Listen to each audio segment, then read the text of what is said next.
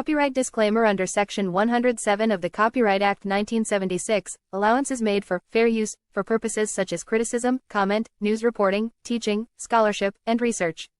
Fair use is a use permitted by copyright statute that might otherwise be infringing. Nonprofit, educational, or personal use tips the balance in favor of fair use. Somebody's got to have some sense in this world. And a lot of white folk have demonstrated eloquently that they don't have no sense. And why should we be that way?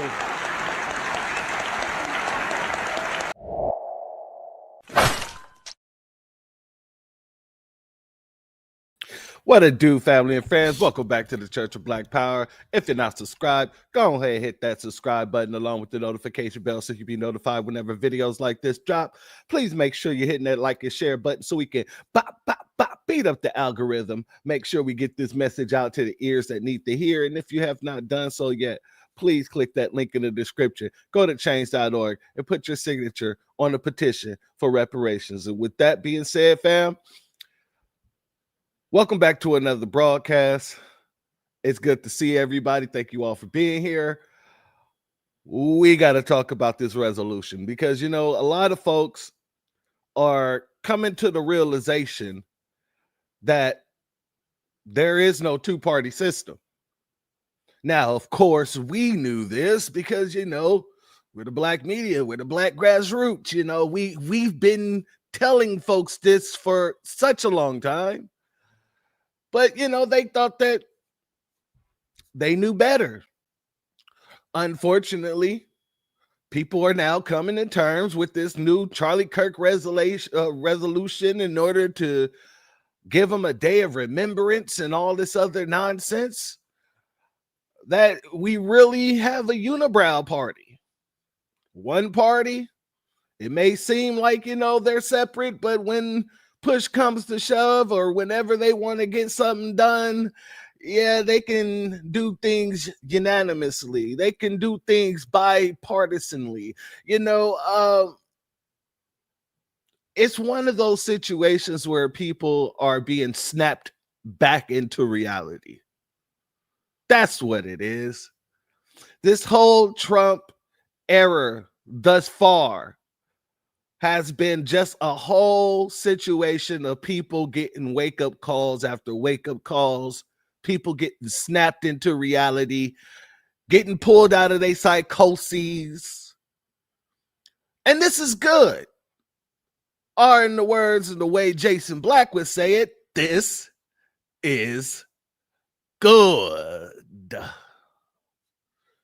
Because now people are going to have to come to terms with the reality of what's going on in politics. And so when we say things like, if you're not bringing us anything, no tangibles, no vote, we can sit this out, we can be a part of the couch party for as long as we need to be, other people will start to understand that this isn't just us being selfish like they like to run around and say. It's us being strategic. And that's what it is. That's what it's going to have to be. Because as this shows you, it's not that they can't get things done. It's just that they can't get things done for you. Or a better way to put it, they won't get things done for you.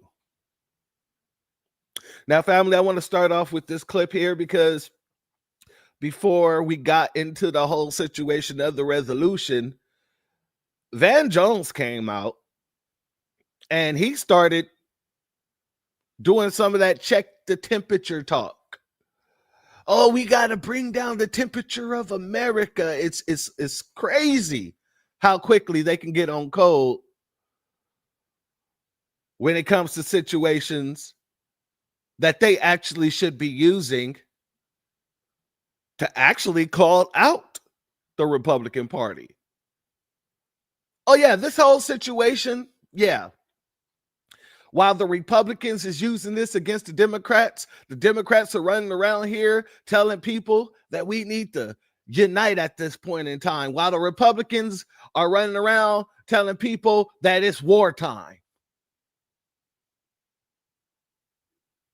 So instead of calling these folks out for the rhetoric that they're out there pushing right now, they're sending out their softies like Van Jones, like Hakeem Jeffries, to do the soft type things that they do. So let's get into this clip here, family, because this is Van Jones talking about how he got a text message from Charlie Kirk the night before he died. And he was extending a hand to come out and debate him on his show. Even he extended a hand to his enemy, his mortal enemy, man. I can't make this up. But you know, Van Jones like to lay it on thick. Y'all know Crybaby Van more specifically. Before we get into the clip, let me go ahead and give a shout out to everybody in the chat real quick. A B1 salute and shalom to our sister Aquarius Minded in the building. Much love to you. Radical Renaissance, Sybil, Reparations Nation. Our sister Angelic is in the building. Daughter of the Sun is in the building. Much love. Andrea Jones is in the building. Black RU is in the building.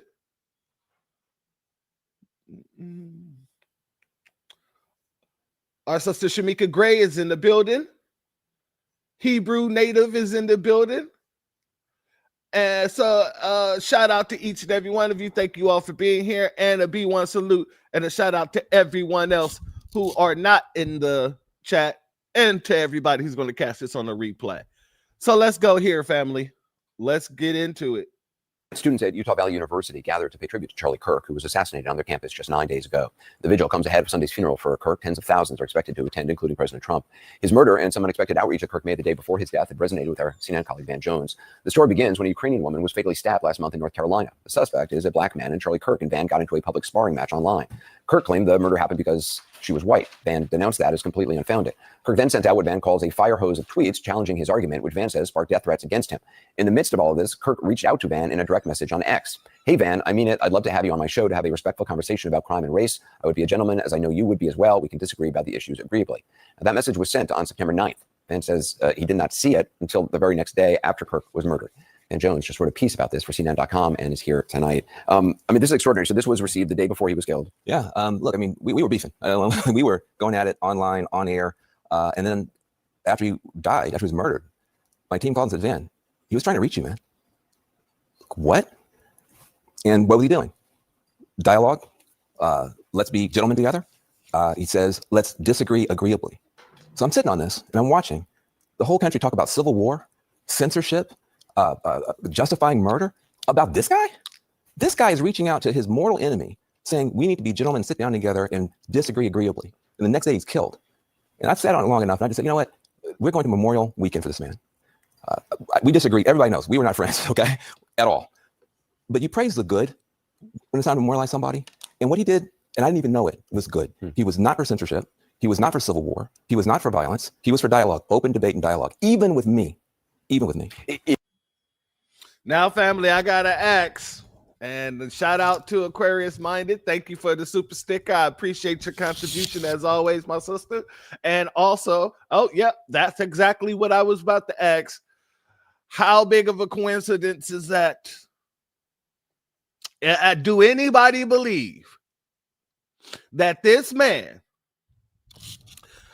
just so happened to get a well-worded text message extending an invite for him to go on Charlie Kirk's show the day after he's unalived? I find that to be highly coincidental. Highly coincidental. And that's, I just don't see it happening. Maybe it did, maybe it didn't. I'm leaning more on the side of maybe it didn't. And he's sitting here just like he always do, gassing the hell up, gassing This man who ran around denigrating the black community every chance he got, denigrating Black death every chance he got, and just being an outright anti-black bigot every chance he got. Oh, Van Jones is over here blowing smoke up our asses. Pause. If would you have gone on his show? Would you have? Look, I would have probably tried to get him on your show. I mean, I wasn't trying to build this platform, but I would have called him, we would have talked, and we would have started the process of trying to figure this stuff out. And I think what happens is people get so worked up, Anderson, seeing us go at it, they think they're supposed to go out and kill somebody, or go out and talk about civil war, or go out and silence people, or cancel people, or fire people, or censor people. About Charlie Kirk, Mr. Debate, I did not agree with him on literally almost anything. But we were words, not weapons, guys. We were words, not weapons, guys. And we were getting into a position where we could get some real debate going, whether it's going to be on CNN or on his show. That wasn't worked out. But I would have taken him up. I wanted to beat Charlie Kirk in a debate. I didn't want somebody to shoot him. That's how we do it in America. And the idea that now people on both sides are justifying murders and calling for civil wars, we got to calm this down, Anderson. We need to calm this down. We need to lower the temperature. Yes, we disagree, but like you said, we can disagree agreeably. This is the last words to me. Let's disagree agreeably. We should take that spirit into the Memorial Weekend. That doesn't even sound like something that Charlie Kirk would write or say. Let's disagree agreeably. Well, maybe it is because it sounds stupid as hell. It sounds like something a stupid person would say because there's already a saying for that. We can agree to disagree. Let's disagree agreeably. What kind of... Maybe it's just me. Salute to Marvin C. Thank you for being here, family. Much love to you. Also wrote that in the wake of Charlie Kirk's murders, Americans have a choice. They can choose more violence, more outrage, more censorship, or a different way. It's similar to what the governor in Utah, Spencer Cox, has said in recent days. Yeah, look, he's a Republican. He's saying the same thing I'm saying. I'm a strong Democrat. We have a choice now. This could be the beginning of us getting off of this pathway, but the pathway we're on, Anderson, is scary. It's about more violence. It's about more retribution. It's about more censorship. It's about more of everything that nobody wants, but we can't seem to get off of it. Charlie Kirk in his last message to me was pointing a way out. Civil discourse, civil dialogue, debate. Let's disagree agreeably. If you want to get off this train, we can do it this weekend. Ben Jones, thanks so much. Appreciate it. Family, while Van Jones is running around here talking about disagreeing agreeably, you got these people running around here calling for the Civil War, calling to the president of these United States, begging him, let us go door to door and just eliminate people. And this man is running around here talking about agreeing to disagree or disagreeing agreeably. Do you see how soft the Democratic Party is? Especially in this situation. So I don't understand why anybody is confused whatsoever about them signing on to the resolution that they signed on to. I'm just not. Let's get into that resolution, by the way, because I want to see exactly what it says. Word for word, bar for bar. Let's go here. This is the House resolution that was passed on September 19th, 2025. Let's get into it. Whereas Charlie Kirk, born October 14th, 1993, was a courageous American patriot. The man ain't never been to war. The man ain't never worked for the government that we know of. All the man did was travel the United States, going from PWI to PWI, debating college students on anti-black racist talking points. All of a sudden, that makes you an American patriot. Okay. Whose life was tragically and unjustly cut short in an act of political violence. No, it was just violence. Like I said, there was no politics involved here. He wasn't a politician. Exactly, Black are you? A paid WS messenger. That's it. That's all.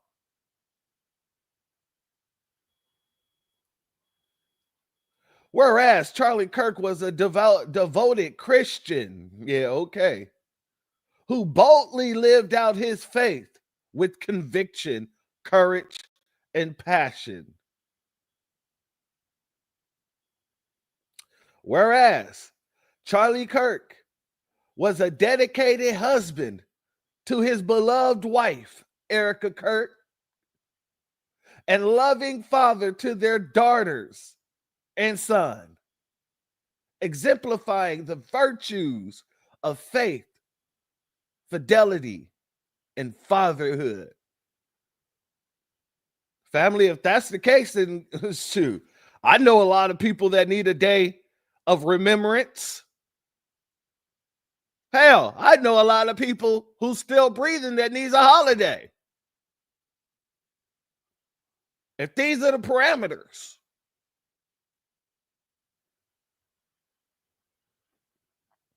Whereas Charlie Kirk was a fierce defender of the American founding and its timeless principles of life, liberty, limited government, and individual responsibility. Whereas Charlie Kirk, at 18 years old, founded Turning Point USA in 2012, a student movement. How is it a student movement when he wasn't a student? When he was a dropout? When he didn't get into the college that he was trying to get into? He ended up dropping out of a community college.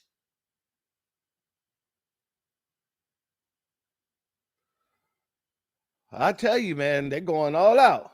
A student movement with the mission to identify, educate, train, and organize students to promote the principles of fiscal responsibility, free market, and limited government. Oh, you mean indoctrination? Oh, okay. You're giving them this. You want this to be a day of remembrance for a person that went around indoctrinating people. That's what you're saying. Okay.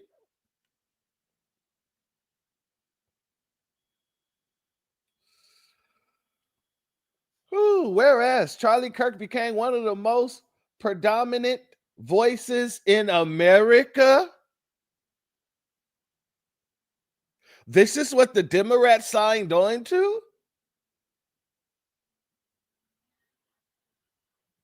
That's interesting. One of the most predominant voices in America.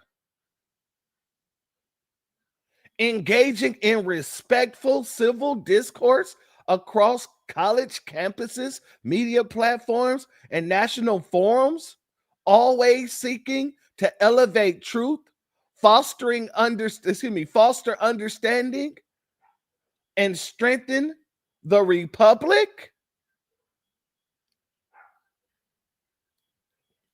Oh, Dems. Oh, those Democrats. Y'all signed on to this? Y'all gave your political cachet to this? Oh boy.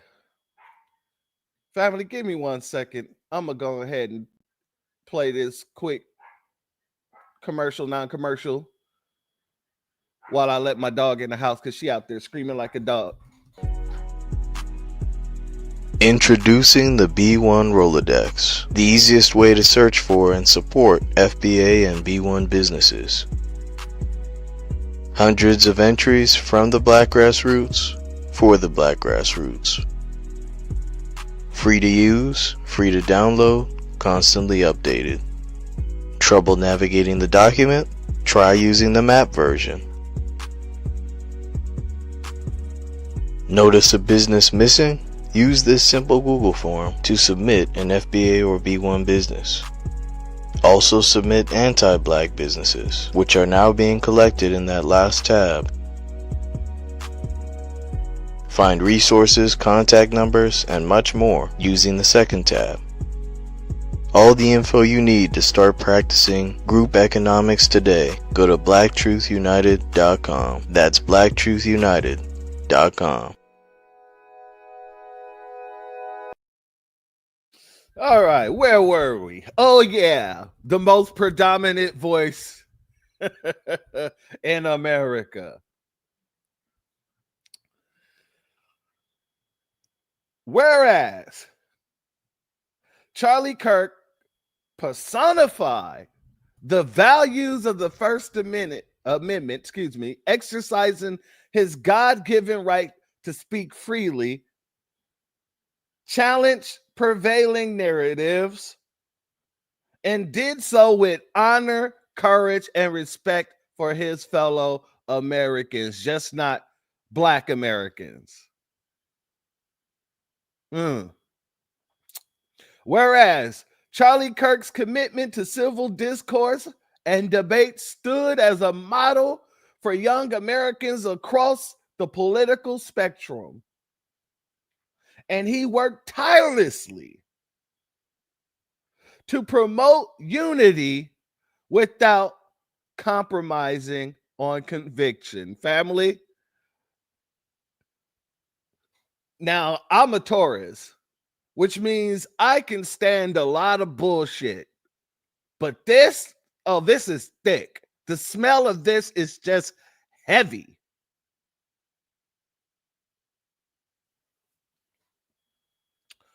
Whereas the assassination of Charlie Kirk was not only a heinous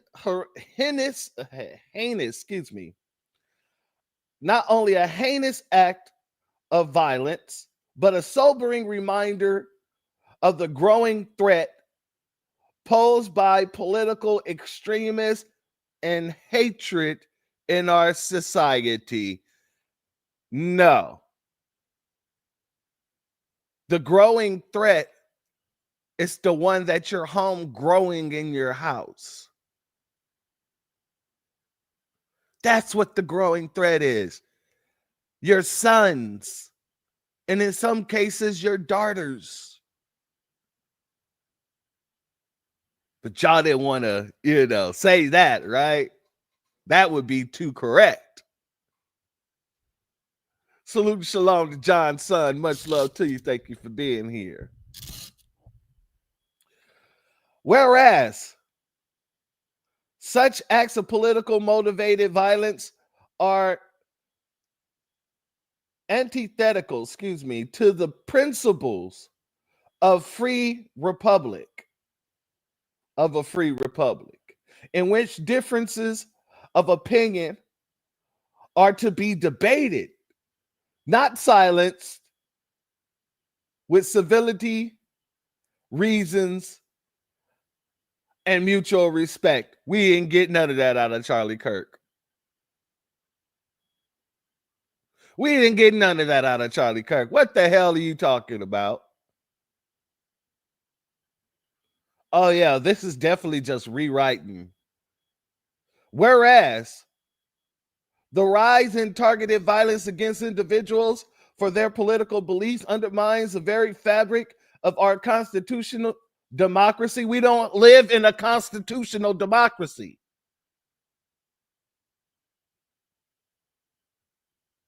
We live in a constitutional republic.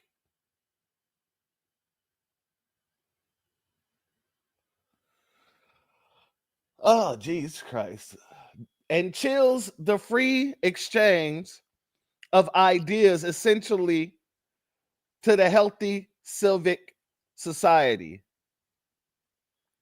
Whereas leaders at every level, government, education, media, and beyond, must stand united and unequivocally condemn,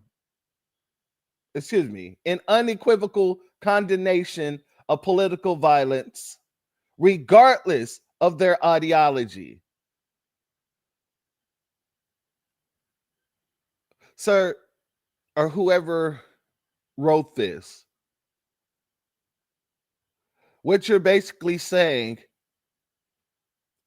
is that we got to stand together to condemn whoever did this, even though he had a racist ideology. Even though he ran around acting like the little mustache man, even though he pushed eugenic talking points. I'll pass.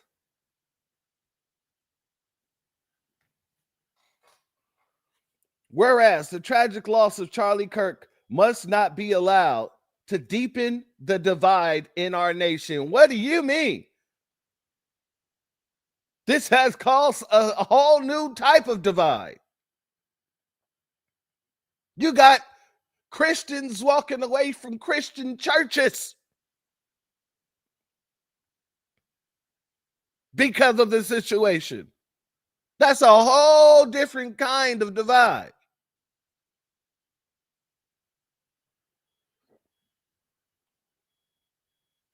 But instead, serve as a turning point. I see what you did there. To recommit ourselves to better angles and to the timeless American principle of liberty, governed by truth and the virtues of peaceful dialogue.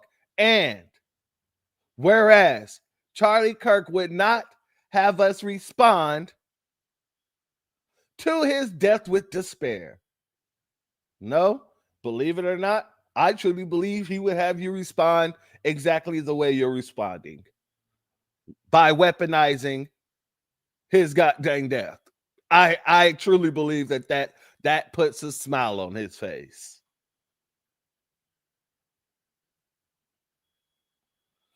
But rather, with renewed purpose, to speak truth with courage, to stand firm in faith, to seek unity while standing firm in principle, and to serve as living reminders of the values he championed: faith, family, and freedom. Now, therefore, be it resolved that the House of Representatives, number one, condemns in the strongest possible term the assassination of Charlie Kirk and all forms of political violence. Number two, commends and honor the dedicated law enforcement and emergency personnel for their tireless efforts in finding the suspect responsible for this assassination of Charlie Kirk, and urge the administration to swift justice to the suspect. Swift justice, huh? Shalom and salute to LaShawn Kent. Thank you for your super sticker, family. Much love to you. I appreciate your contribution as always. And a B1 salute to our sister I Am Key Era in the building. Much love to you. Number three, extends his deepest condolences and sympathies to Charlie Kirk's family, including his wife, Erica, and their two young children. And prayers for comfort, peace, and healing in this time of unspeakable loss.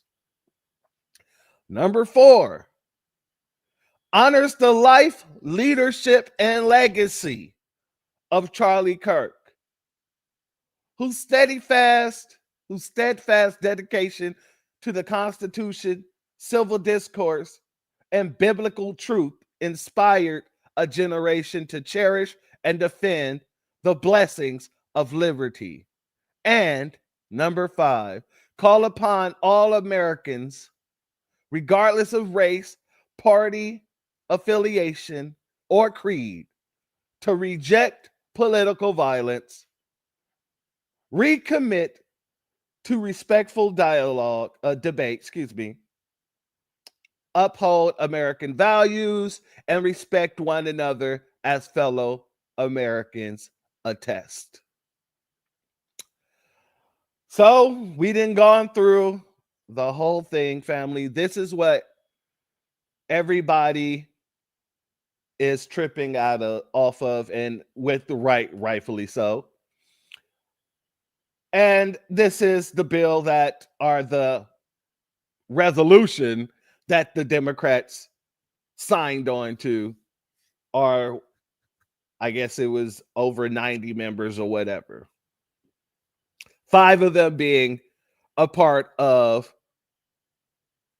the Congressional Coon Caucus. Like I said, family, I'm not too surprised whatsoever, because like I said, and many of us say this, the 2 wings on the same dirty ass pigeon. That's it, that's all. But when you have AOC being one of the only ones that didn't sign on to it, she's making a lot of you look bad. She's making a lot of them look bad. All the people who's in support of Charlie Kirk right now on the Democratic side of the fence, yeah, you got 2028 coming up. You got 2026 also coming up. 2026 is actually coming faster than 2028. And that's not making it look any good on your side there. Let's go and take a look at what AOC had to say about this. I thank Gentleman Representative Green for his graciousness. Today, the Republican House majority brought to the floor a resolution honoring the life and legacy of Charlie Kirk. Charlie Kirk's assassination was a horrific and vile attack and incident of political violence. And condemning the depravity of Kirk's brutal murder is a straightforward matter, one that is especially important to help stabilize an increasingly unsafe and volatile political environment where everyday people feel more at risk. We can deeply disagree and come together as a country to denounce the horror of this killing. And it is not a license for the abuse of power and whitewashing of American history. Today's resolution only underscores the majority's recklessness by choosing to author this condemnation and honoring on a purely partisan basis, instead of uniting Congress in this tragedy with one of the many bipartisan options to condemn political violence and Kirk's murder, as we did with the late Melissa Hortman. Instead, the majority proceeded with a resolution that brings great pain to the millions of Americans who endured segregation, Jim Crow, and the legacy of bigotry today. We should be clear about who Charlie Kirk was, a man who believed that the Civil Rights Act that granted Black Americans the right to vote was a mistake, who after the violent attack on Paul Pelosi claimed that, quote, some amazing patriot, unquote, should bail out his brutal assailant, and accused Jews of controlling, quote, not just the colleges, it's the nonprofits, it's the movies, it's Hollywood, it's all of it, unquote.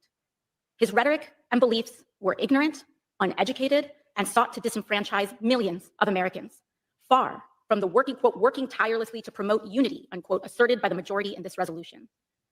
It is equally important that Congress does unite to reject the government's attempt to weaponize this moment into an all-out assault on free speech across the country, all in the name of Charlie Kirk, President Trump and the FCC are now cynically threatening to shut down ABC and any outlets who give airtime to the administration's political critics. This is a disgusting attack on the American people and the very First Amendment rights that define us as a country. It is also the ABC Corporation's responsibility to refuse to embolden and participate in this corruption and escalation of censorship. We continue to pray for Mr. Kirk's family and loved ones in the wake of this terrible act. I am thinking especially of his children and his wife, whose grief cannot be measured. And with that, I yield back to the gentleman. I bid the lady good day, and we'll proceed now. All right. Now, I'm going to be honest with you. When AOC is the only one saying what she just said, there's a problem. There's a problem. Because there's the thing. By signing on to this bill or this resolution, the Democratic Party is agreeing with everything that resolution had to say. You can't pick and choose what parts in the resolution that you agree with and what parts you don't. And we just went through that resolution. They literally just basically put this man on the pedestal. He's one of the greatest and predominant voices of our time. Instead of calling out the gun violence that led to his death, instead of calling out young white Nabiscos who are running around with this epidemic of getting guns and shooting people that they don't like. That's the problem. And until you all name the problem, all you're doing is covering for the real problem. You're masking the issue. So this is what I mean by the Democratic Party should have been using this situation against the Republicans who are not trying to speak out against the situation whatsoever. They're trying to change the whole narrative. Hell, they're trying to even make sure that Tyler gets off. Pause. And yeah, I'm not being facetious. We're going to get to that in a little bit, but just know. So by signing on to this and not calling out the real issue, you're basically signing on to everything that happens in this country when it comes down to gun violence moving forward. That's what you guys just did. Whatever happens when it's an issue of gun violence and it's, you know, a lily white kid, that's going to be on all of your hands, not just on the Republicans for not calling out the gun violence, but for you on your hands as well. For you not doing the same thing and actually saying, hey, we ain't going to sign this resolution. The resolution we should be working on is condemning gun violence. We should be calling out the problem within the young white community. Why are all these young white people turning to gun violence? What's up with all this Nabisco on Nabisco crime? That's what y'all should have been doing. Instead, you agreed to idolize a goddamn anti-black bigot. That's it, and that's all. And now you're going around trying to defend your decision. Hakeem Jeffries, I want to show you what he was or how he was talking before the vote. Let's go here. Salute to Tampa Bay. Thank you for being here. Much love to you.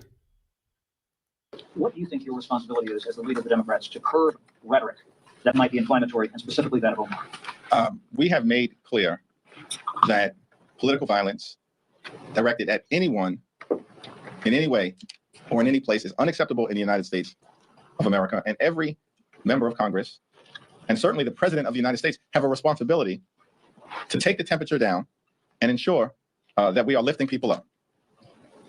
There are many people who have doubled and tripled down on inflammatory rhetoric in the aftermath of the killing and assassination of Charlie Kirk, who hold extreme views outside of this institution. And the question that should be asked is, has the president brought the rhetoric down? Calling people sick, is that a reduction in rhetoric? Calling folks who are calling for retaliatory violence or suggesting that one could care less about bringing the country together, is that the leadership that this moment requires? I think we need to come together, not as Democrats or Republicans or independents, but as Americans. That's a responsibility for everyone. All right. So that was him before he signed, or he convinced people in the caucus to sign on to this resolution. I want to hear, or let you hear, what he sounded like defending his decision to help whip votes within his caucus in order to sign this resolution. Let's go here. Salute the FBA Freedman in the building. My brother said Van Jones got $100 million from Jeff Bezos. He'll say anything, GD thing. You're absolutely correct, brother. He is a bought and paid for bootlick, and we know that to be 100% certain. There's no question about that.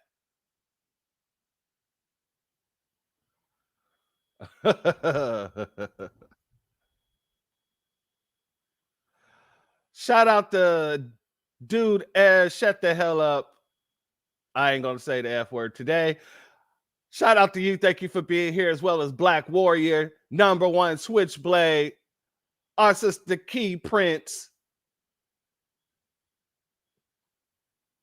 Till G, Shabazz American Freedman. Shout out to each and every one of you. Sean Wright, thank you all for being here. Much love to you. Let's get over here. This is him sitting with Al Sharpton, defending being a whip in his caucus for this resolution. Whoopsie daisy. Hold up.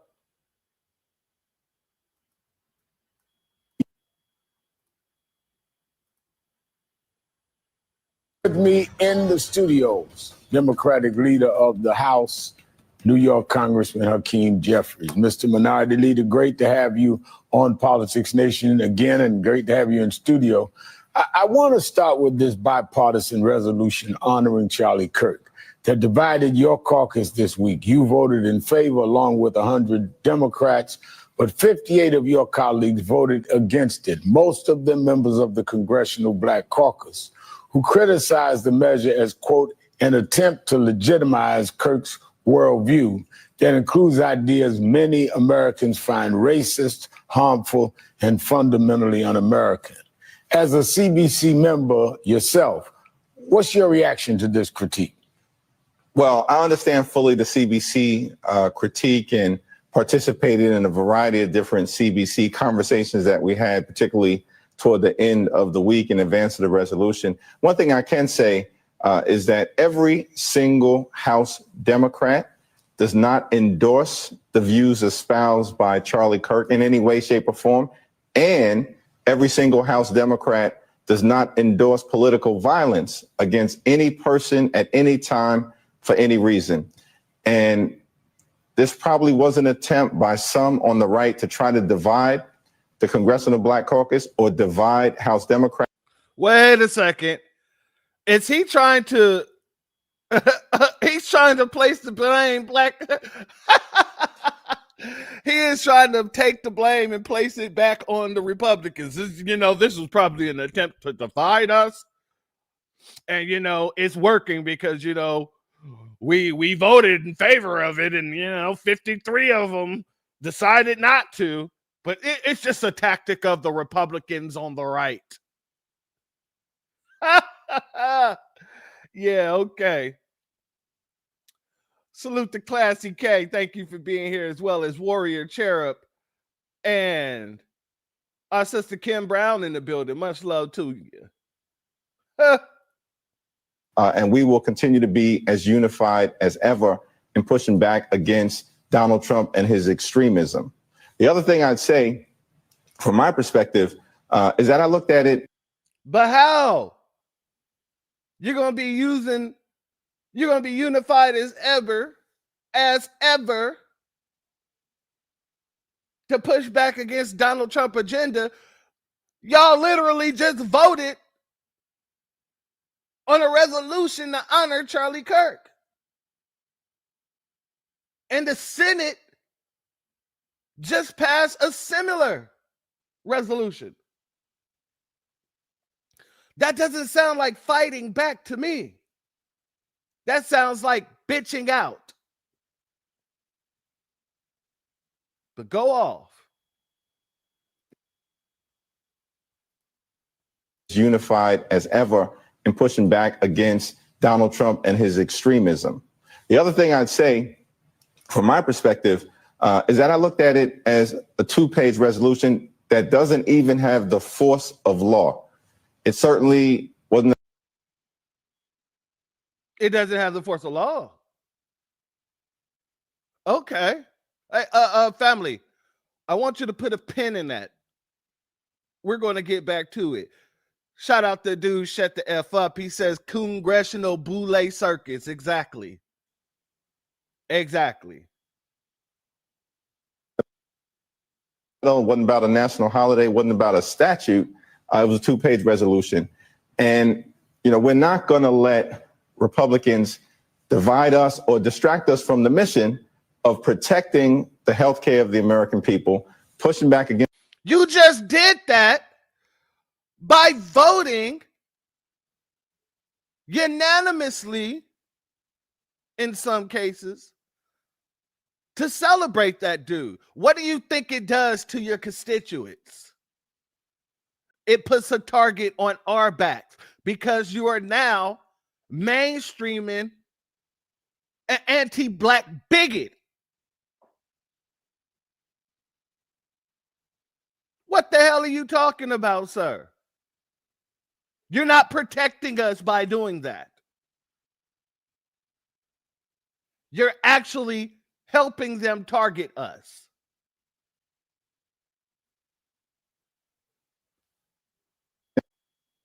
Government and trying to actually create an America that turns back the clock, which is what Republicans are doing, as opposed to what we want to do as Democrats, move the country forward. Now, you're helping them.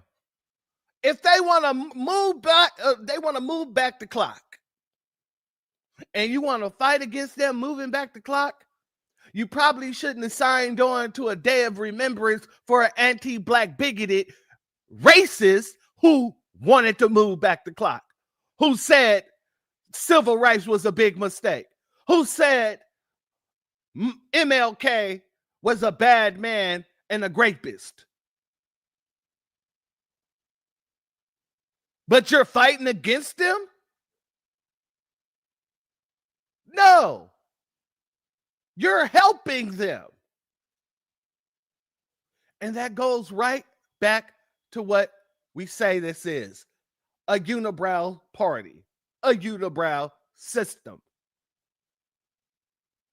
You might say or claim to be individuals. Individual entities. No, you're not. You're connected at the hip. You're connected in the middle.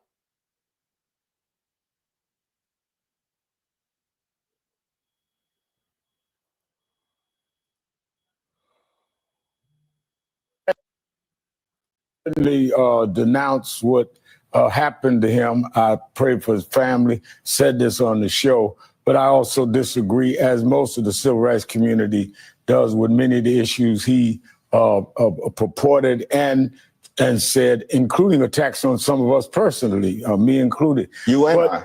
And you, right, he yeah. attacked. But at the same time, some of the resolution seemed to sanitize some of what he stood for. It's one thing to say about the political violence. It's another thing to embrace the mission. That's exactly right. And I think that's why the CBC members came out with such a strong position, and why those of us who voted yes also made it clear we do not endorse any of the views that were espoused by Charlie Kirk.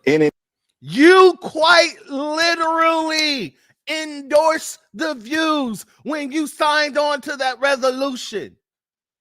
You quite literally endorse the views when you go into the Black Caucus, or what's supposed to be the Black Caucus, whipping votes for the damn other side for a resolution to glorify and sanitize an anti-Black bigoted racist.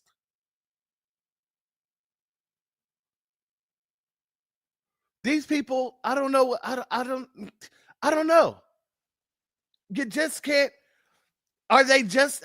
You can't be that damn stupid. It's like a person painting your floor. You walk in a house and they're painting the floor. And you're like, I see you're painting the floor. Well, just because you see me painting the floor doesn't mean that I agree with this floor being painted. Whether you agree with the floor being painted or not, nigga, you painting the floor.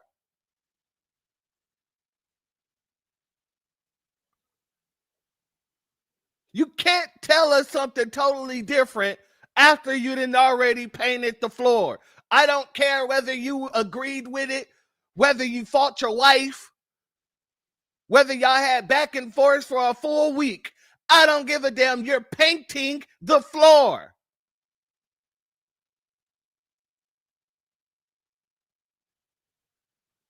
What's wrong with these people? Shalom in the B1, salute to Damon Reeves and look, Leonardo Yuta in the building. Much love to the both of you, as well as AB. Much love to you. Thank you for being here, family. As well as Black Warrior Spirit. Much love to you. Thank you for being here. And I think that were espoused by Charlie Kirk in any way, shape, or form. And I think everyone is committed making sure as we move forward that we actually address the broader problem of political violence in America, the broader problem of extremism in America, and the broader problem that there are too many assault weapons and weapons of war in America that can be used in an instant to engage in tragic killings or mass shootings, which we've seen over and over and over again. And if Congress was really trying to be responsible under Republican leadership in the House and in the Senate, these are the issues that we'll begin to deal with once we get through this government showdown over the next few days. Now, staying with that, Congressman. Family, notice what he does. He goes off by saying we're dedicated to handling and calling out these situations moving forward. Why the hell didn't you call that out in this situation? It's because you agreed with the resolution. Because anybody who doesn't agree with the resolution would have already called out everything you just said. But you want to make people believe that moving forward, we're going to call out all these things. We're dedicated to calling out all these things. You had the perfect opportunity to put the spotlight where it belonged, and you signed on instead to a resolution that glorify and sanitize an anti-black racist bigot.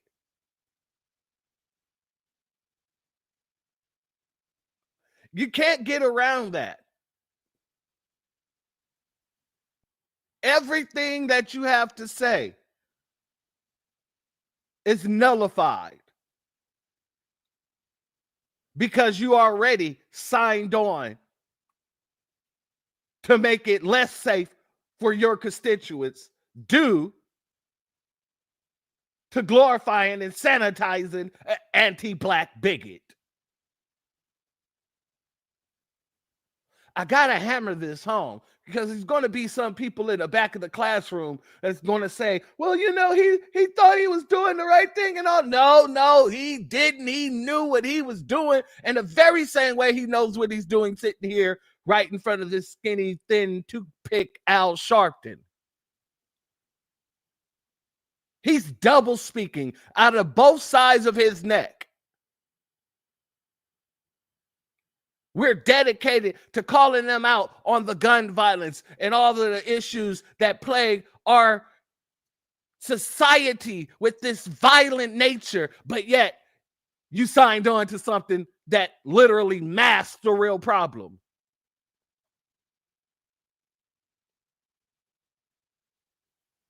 And all of these ignorant folk in the Democratic Party believes that talking point is going to help them get by. Because in LA, in California, excuse me, they were getting ran down on. And all of them said the same thing. I voted against political violence. No, we read it all. He said it was 2 pages. I read, it might be 2 pages. I don't know. It looks like 1 page to me, depending on how big the font is. But we read it already. And while you're saying, I voted against political violence, you also voted to sanitize and glorify an anti-black racist bigot.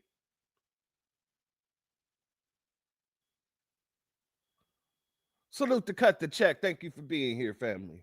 Excuse me. So Charlie Kirk apparently had said that MLK was not a good person, that the Civil Rights Act was a mistake. Why did you vote to honor him? I did not vote to honor him. I voted against political violence.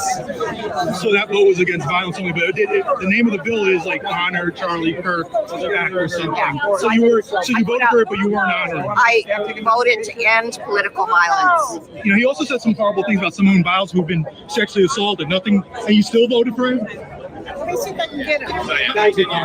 Congressman, Charlie Kirk said that MLK was a terrible person, and you voted to honor Charlie Kirk. Why did you vote to honor Charlie Kirk, who said MLK was a terrible person? I voted to frickin' condemn political violence. Okay, but it was called that. Oh, you seen how he just got amped up, didn't he? He got amplified. Salute and shalom to Misha. Thank you for being here, family. He got amplified. I voted to condemn freaking political violence. Never mind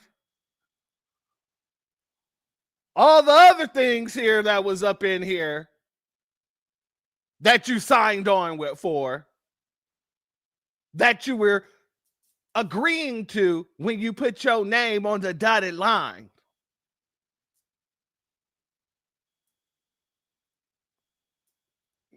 No, it's all about ending political violence. So why didn't y'all just do a standalone bill to end political violence? Just a question. Inquiring minds would like to know. Yes, I am Kiera. They all need to lose their jobs. Each and every one of them. Person. And you voted to honor Charlie Kirk. Why did you vote to honor Charlie Kirk, who said MLK was a terrible person? I voted to freaking condemn political violence. Okay, but it was called the Honor Charlie Kirk Act. It was called the Honor Charlie Kirk Act. So you could do a little fake screaming, but what you did is you disrespected a lot of people. Condemn political violence. Yeah, and what did he say about Simone? What did he say about Simone Biles? What did he say about Simone Biles? He said Simone Biles was a sociopath for sitting out the Olympics after she had been sexually assaulted. That's what Charlie Kirk said, and you voted to honor him? And you voted to honor Charlie Kirk? How dare you? I voted to condemn you voted. violence. The name of the bill was to vote to honor Charlie Kirk. You voted to honor Charlie Kirk. How dare you? Shame on you. You could have sat there and made a statement against political violence. You voted to honor Charlie Kirk. We disagree. I voted. You voted. All your other colleagues even voted no. Standing up. Okay, so your other colleagues who voted against it were wrong? No. They condone violence? Is that what you're saying? No. So then, okay, if you're saying you are voting against violence, then it means the people who voted against it were voting for violence. Voted for the reason that you stated. So that wasn't important to you. The fact that Charlie Kirk said that MLK was wrong. You said that the fact that he said that Civil Rights Act was wrong, a mistake. Those are awful things. Those are awful things. And what about what he said about Yusuf Salaam, one of the Central Park Five, who he called a gang rapist, even though he knew it was a lie? Dude, I disagree with most of what. Then why did you vote to honor him? I voted. Shame on you. I'm going to make sure every place you go, you're going to be seeing my face. And people are going to learn. You disrespected black people with that. Dude, you disrespected black people with that. Shame on you. This guy right here, Ted Lieu, who represents the west side of LA, voted to honor Charlie Kirk along with you. And Freeman, you voted present. You didn't even have enough guts to say, you know what? No, I vote against it. You just voted present. This is the cowardice that we deal with within the Democratic Party. Present. That's President Freeman. When it came to Charlie Kirk honoring, you voted present. Cowardly. Cowardly. And Brad, you did the same thing too. You voted present when it came to honoring Charlie Kirk. You didn't vote against it. You just chose the weak way of going about it and voted present. Present. Think about that. There's no debate about that. You read the resolution? Well, I did read the resolution. Why'd you? Yeah, we read the resolution word from word, and that's exactly why we did it. So that motherfuckers like you, excuse my French, people like you can't come around talking about, did you read it? Did you see what was inside of it? Yes, we read it word for freaking word.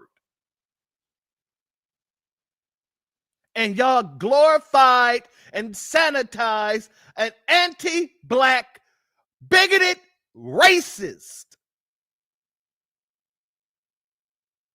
Mr. President,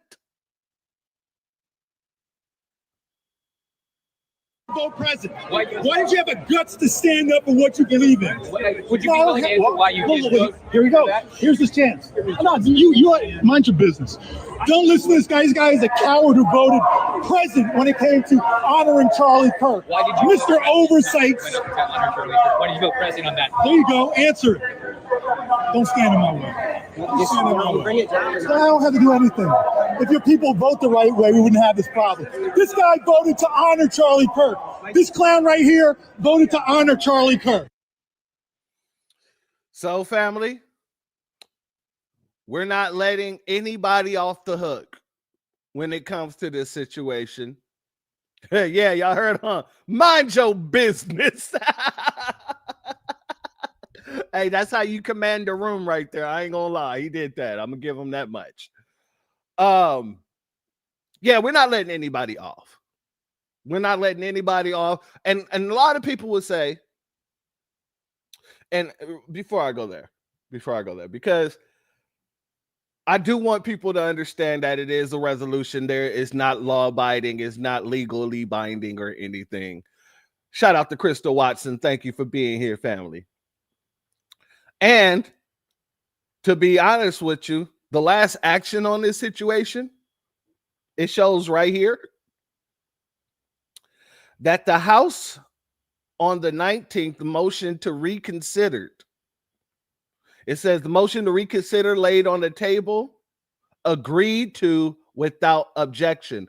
So they might just recall this whole situation now that Charlie Kirk's funeral is over with. We'll see what happens, because, a lot of people believe that they're throwing Charlie under the bus. The fact that there's a motion to reconsider is on the table. This whole situation might not even take place. However, people ask, well, if it's just a resolution and it's not law binding, why are so many people up in arms about it?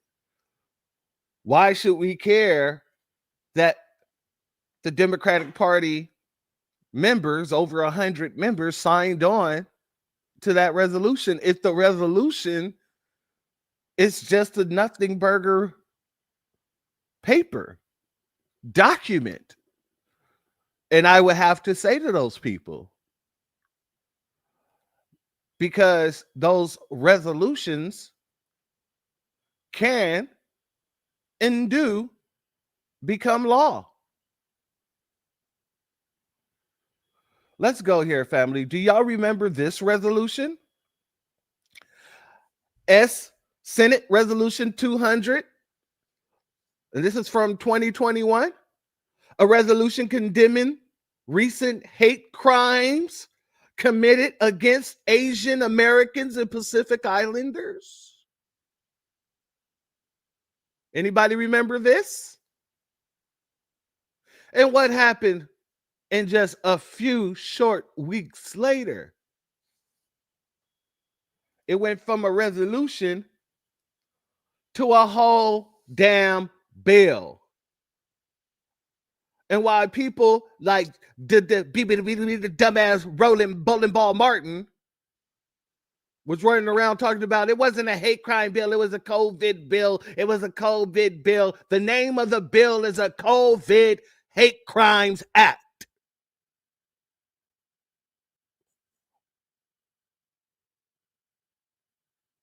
And it was introduced, it was passed by the Senate, then it was passed by the House in one of the quickest situations I've ever seen. Got to the president's desk, and it became law. And Joe Biden even put $50 million with it to help, quote unquote, combat anti-Asian hate crimes. All off of data that was incorrect.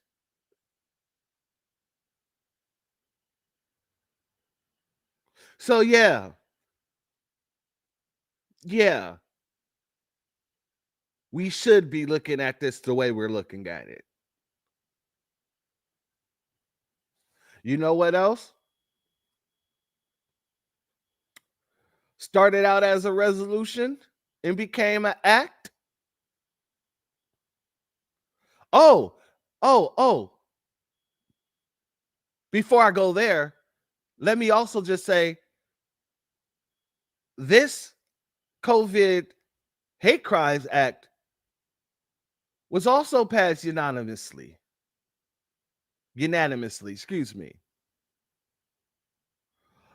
And even though this next bill wasn't passed unanimously, it was still passed bipartisanly.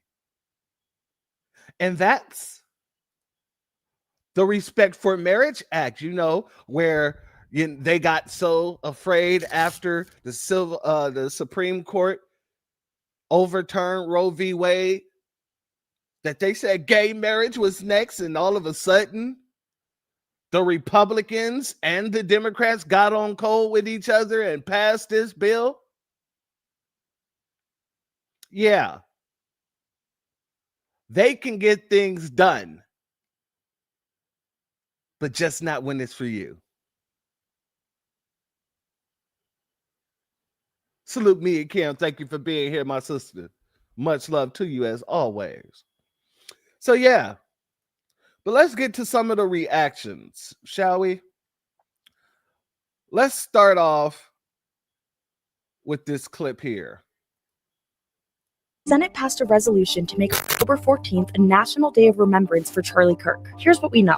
On Thursday, the U.S. Senate unanimously decided to create a National Day of Remembrance for conservative activist Charlie Kirk following the right-wing influencer's assassination at Utah Valley University earlier this month. The simple resolution, proposed by Florida Senator Rick Scott, marks the Day of Remembrance on Kirk's birthday, October 14th. Some Democrats criticized the decision to honor Kirk on this date, noting that October 14th is also George Floyd's birthday. Simple resolutions are not enshrined in the law and do not require a full Senate vote, approval from the House of Representatives, or approval from the president. During his proposal, Senator Scott stated that Kirk was a good man whose life was shaped by his faith and the idea that in America, debate and discussion are crucial to the betterment of our country. In an approved resolution, the Senate wrote that it recognizes Charlie Kirk for his contributions to civic education and public service, and encourages educational institutions, civic organizations, and citizens across the United States to observe this day with appropriate programs, activities, prayers, and ceremonies that promote civic engagement and the principles of faith, liberty, and democracy that Charlie Kirk championed. On Friday, the House voted 310 to 58 to approve a similar resolution, stating that it honors the life, leadership, and legacy of Charlie Kirk, adding that his steadfast dedication to the Constitution, civil discourse, and biblical truth inspired a generation to cherish and defend the blessings of liberty. Furthermore, the House said that it calls upon all Americans, regardless of race, party, affiliation, or creed, to reject political violence, recommit to respectful debate, uphold American values, and respect one another as fellow Americans.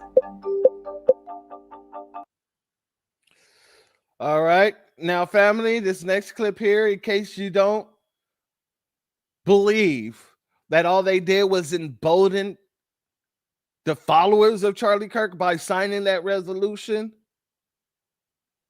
there's a lot of videos going around like this. The U.S. Senate just unanimously established October 14th as a National Day of Remembrance for Charlie Kirk. It is his birthday. Nationally. Does that mean it's a holiday? Do people get time off for this, like MLK? I think that's probably the next step. If it's not, more than likely. But yeah, this just dropped.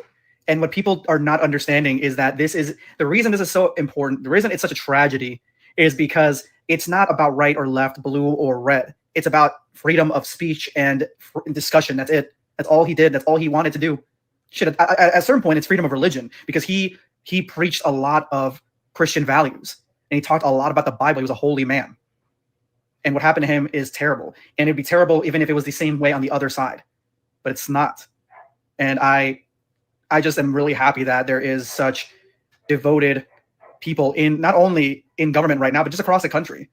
Like, I'm watching children, not only call out their teachers because their teachers are being disrespectful, calling them out to the school board and trying to let them know, hey, they're being disrespectful about this. Or I've seen little kids, fix memorials that old enough to know better 20-somethings destroy for Charlie Kirk. America is healing. So that's what you're getting due to this whole Charlie Kirk Remembrance Day situation. A bunch of people who are coming out who's thinking they won something, and it's the KK Christians. Yeah, thank you. I was going to say the Nabiscos, but this popped up right when I was in the middle of saying it, so that was perfect. Yeah, it's the KK Christians. And all you're doing is emboldening the people who follow Charlie Kirk and all this other stuff. So to all the Democrats who don't think that I voted to condemn political violence. No, you voted to embolden a whole new generation of anti-Black racist bigots. Now let's get to the people who don't really get it, who don't understand that the Democratic Party isn't its own party. It's a unibrow. It is absolutely a unibrow. Let's go here. Hakeem Jeffries, the leader of the Democrats, the House Democrats, just voted yes. He's a yes on honoring Charlie Kirk. Oh, no, folks, you heard that right. That was so-called leader of the House Democrats, Hakeem Jeffries, voting yes on a resolution to honor Charlie Kirk, basically giving him his own holiday. The same Charlie Kirk that said that the Civil Rights Act was a mistake and literally threw a tantrum and went to work because he was so mad that Juneteenth became a holiday. Oh, and it's not just the House. The Senate Democrats are going along with. So you got that, guys? While your rights are being literally stripped, okay? While your First Amendment rights are getting stripped, while you don't have fucking health care, while the Democrats should be using the rare leverage that they do have with the government shutdown to be making their case to the American people, instead they're passing resolutions for Charlie Kirk. Calling Democratic leadership useless is not nearly strong enough. They are actively harmful to the Democratic Party, to the voter base, to the American people. And although AOC has been recently pissing me off, shout out to her truly for voting no and giving that speech, because she's now coming under attack by the deranged right wing who are tweeting about her nonstop because they're mad that she's not agreeing to rewrite history about who Charlie Kirk was. All right, let's go here. Democrats voting to honor Charlie Kirk on October 14th, which also happens to be George Floyd's birthday, is fucking sickening, bro. Hakeem Jeffries, you don't think we remember? You voted to honor Charlie Kirk, but you can't endorse Zohran Mamdani in New York City? 95 Democrats voted yes. That's another thing that these people who just don't get it is running around here spewing, that you can support Charlie Kirk, but you can't support Zohran Mamdani. And that's how you know that these people really don't get it. These people really don't get it. To honor Charlie Kirk on October 14th. I feel like all I post about is Democrats having no fucking backbone. Sarah McBride, the first transgender member of Congress, literally voted to honor Charlie Kirk. Bro, what's going on? Like, you're literally voting for somebody who was transphobic. How does it make sense? Like, if this doesn't piss Democrats off around the country, I don't know what the fuck will. These people are choosing to honor one of the most vile members of the media in the last however long. I'm not even going to get into that, bozo, but whatever, bro. Vote them out. Who needs enemies when you have the Democratic Party on your side? This afternoon, feckless, cowardly, weak Senate Democrats voted unanimously with Republicans to give a day of remembrance to Charlie Kirk. So first, the obligatory. Should Charlie Kirk have been murdered? No. Should any American or any human being be murdered? No. On to the second point. Charlie Kirk was a horrible human being with horrible ideas. He didn't debate. He demeaned. He dehumanized. He said women, immigrants, Latinos, Black people, LGBTQ, homeless, poor, anyone who was not white, male, and Christian did not have the same rights, abilities, capabilities, liberties, or freedom as those white men Christian. Wow, Democrats. Wow.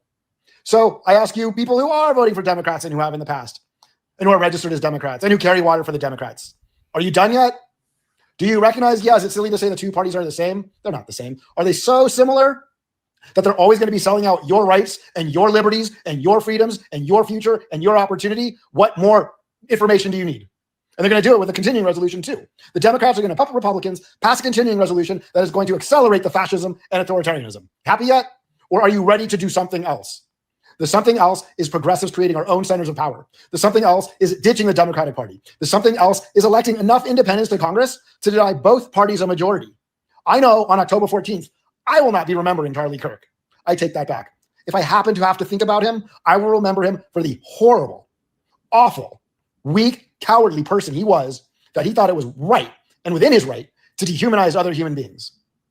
It's not right. We are all human. We all have equal rights. We all have human rights. How hard is that to say? It's not. I'm going to say it again. We are all human. We all have equal rights. None of us are free until all of us are free. No fear, only love. Are we surprised? So when it comes to the executive branch, directly limiting the ability of someone who criticized the head of said executive branch to be able to communicate in the same way that he used to, the Democrats send a strongly worded letter. When it comes to mourning the death of a fascist, the Democrats whip votes in their own caucus to make sure that they are all sufficiently mournful. The lesson to take here is if you're expecting Democrats to put up a fight or suddenly rediscover their principles in the wake of the Trump administration being openly and nakedly fascist, you shouldn't hold your breath. Because fundamentally, the only things that the Democrats really do care about are the illusions of normalcy, institutional legitimacy, and stability under capitalism. Everything else can go. So of course, this bill got tons of Democratic support, including passing unanimously in the Senate, because Democrats are far more afraid of breaking the veneer of civility than they are of being accomplices to fascism. Because just like the Trump administration is not afraid of their dismal approval ratings because they know that they're going to usurp democracy anyway, the Democrats are not afraid of their own dismal approval ratings due to them having no ability to push back against the Trump administration because they too have an iron lock around their political process. This party is absolutely hopeless, and if we keep depending on them to bring us political change that will save us from this moment, we are doomed. None of this would be happening if they had just punished the Confederate Army like they were supposed to. Since America didn't see fit to punish those Confederate generals and soldiers like traitors like they should have, they gave space for certain groups to feel like they had a valid space within American society. I don't think we would have had the Klan. I don't think we would have had Jim Crow. I don't think we would have had as much institutional racism. Desegregation probably would have gone through a whole lot sooner. And this is how I know when people talk about the Civil War, it was not about freeing the slaves. Because if it was really about freeing the slaves, then they would have cleared out the infrastructure that allowed it to exist for so long. They would have outlawed the Confederate flag. Any Confederate generals' names would not be on all these forts and army bases. The only mention of the Confederacy would have been in history books to let people know this is what happens when you betray your country. It's like removing cancer. If you're going to try to get rid of cancer, you have to get rid of every single cell. Otherwise, it's going to spread again. Because the only way this nation will survive is if we handle racism. If we do not get it out of our system, this is going to happen again and again until this nation completely crumbles. Yeah, see, the reason why they didn't punish those, Confederates is because those were their brothers. Those were their sisters. Those were their cousins, aunties, grandmothers, fathers. Of course, they didn't want to punish them. Because the system of white supremacy isn't about punishing the recipients of white supremacy. No, it's about oppressing us and keeping our whole situation demonized. So the same uniparty that was around then is the same uniparty that's around now. It is still a unibrow. Salute and shalom to our sister Faith Speaks Life in the building. Much love to you and thank you for your Cashapp donation, family. Your donation is blessed tenfold, and I appreciate your contribution as always, my sister. Let's go here because we do have some folk who's calling it for what the hell it is. First, we got to go to my brother, our good brother, good friend of the channel here, our brother Brian Jehovah. What's going on, y'all? How y'all doing? How y'all doing this morning? Check this out. 95 Democrats voted yes for Charlie Kirk Day. 95. And out of that 95, I want to say 4 or 5 of them was black. Okay? 4 or 5 of them was black. And one of them was Hakeem Jeffries. Now, a lot of people weren't feeling Hakeem Jeffries anyway, But it's just mighty funny that he voted for it. Now, his excuse is, well, he was scared of the outcome. I'm just paraphrasing. He was scared of the outcome. He didn't know what was going to happen. Blah, blah, blah, blah, blah. Bro, just like Professor Black Truth said the other night. I think that's who said this. He said, and I'm just paraphrasing too. He said, why are you representing the people and you scared? Don't represent us if you're scared. People voted you in. People wanted you in to represent the people. And the people didn't want that. See, that's why I can go in on the Republicans and I can go in on the Democrats. Because I don't look at one of them as just for black people. I just don't. I'm not one of these people that think like, oh, just because I voted Democrat, they love me. If you look at the majority of the people on that list of people that voted as Democrat, that voted for the Charlie Kirk Day, majority of them was Hispanics out of California.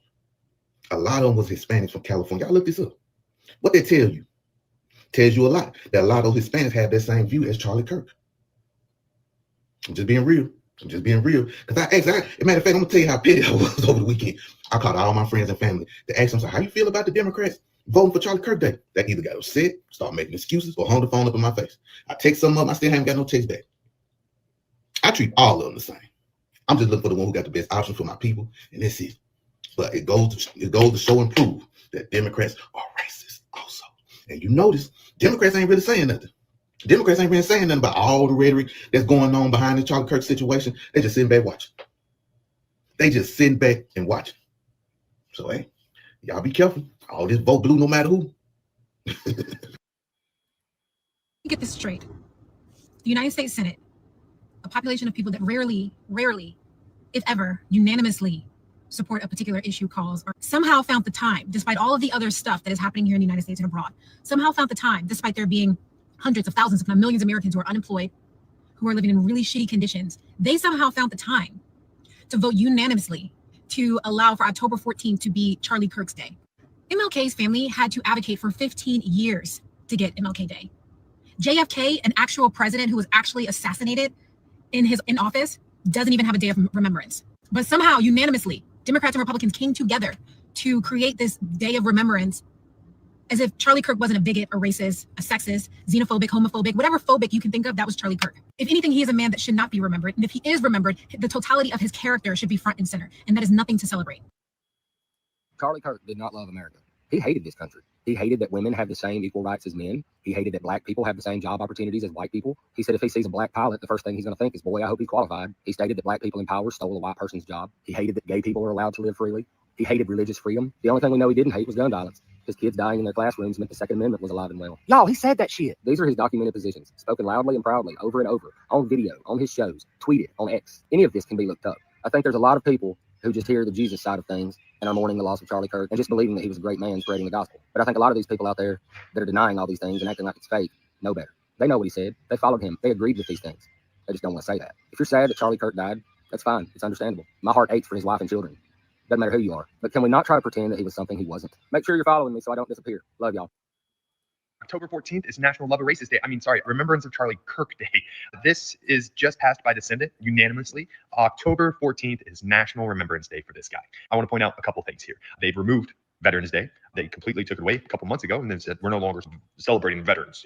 Can't be celebrating the true American heroes of this country that fight and unalive for the political shams that we all want is oil and things like that. But yet we can remember this guy, but we're not remembering any of the children that are victims of mass shootings in schools or victims of mass shootings, period, because then that would be admitting that we have a gun problem here in the United States. This is just ridiculous. We're honoring someone who spewed all this hate. Look, I don't think he deserved to go out the way that he did. No one does, but neither do children. It happens all the time. We just completely forget about it, and we don't have a National Remembrance Day for that. So just want to point that out and remind you guys the messed up timeline that we're living in. I am disgusted with Republicans and Democrats alike right now. Like, they just voted 310 to whatever in the House to honor Charlie Kirk on October 14th, which is not just his birthday, but George Floyd's birthday. And now it'll be, quote, Charlie Kirk Remembrance Day. They're honoring a bigoted, racist fascist on the day of a black man's birthday. A black man that was murdered on camera by Minneapolis police. 95 Democrats joined in with almost all Republicans. Hakeem Jeffries, Cory Booker, LGBTQ member Sarah McBride, all voted for this garbage Remembrance Day. You guys should be fucking ashamed of yourself. You truly should. When we say punch Nazis, we ain't bluffing. These people that voted to honor him think we are. We are doomed. We are so fucking doomed as a nation, as a country, as a people, as a human fucking race. We are so screwed. Nothing will ever change until we all stop giving into this. But so many are brainwashed and gullible. I feel like trying is a pipe dream. We are living in horrific times. It'll take decades to fix what they're doing. We're living in a time where people are going to call out this uniparty. The unibrow that we're looking at, oh, yeah, that right there is really waking folks up. And Charlie Kirk, that whole Remembrance Day situation, yeah, that was a big indication for a lot of people. For a lot of people. But family, let's talk about the funeral. Can we talk about the funeral, family? We got to talk about the funeral. First thing we got to talk about, family, is who in the hell idea it was to bring Erica Kirk out like she was a WWE diva superstar. I ain't never seen no pyrotechnics at a funeral. Not never. So you know what that makes me believe? And a lot of people are calling this out too. This wasn't a funeral. It was a cult meeting. This wasn't a funeral. It was the DNC convention. The RNC convention. This wasn't a funeral. This was recruitment. Let's go here, family.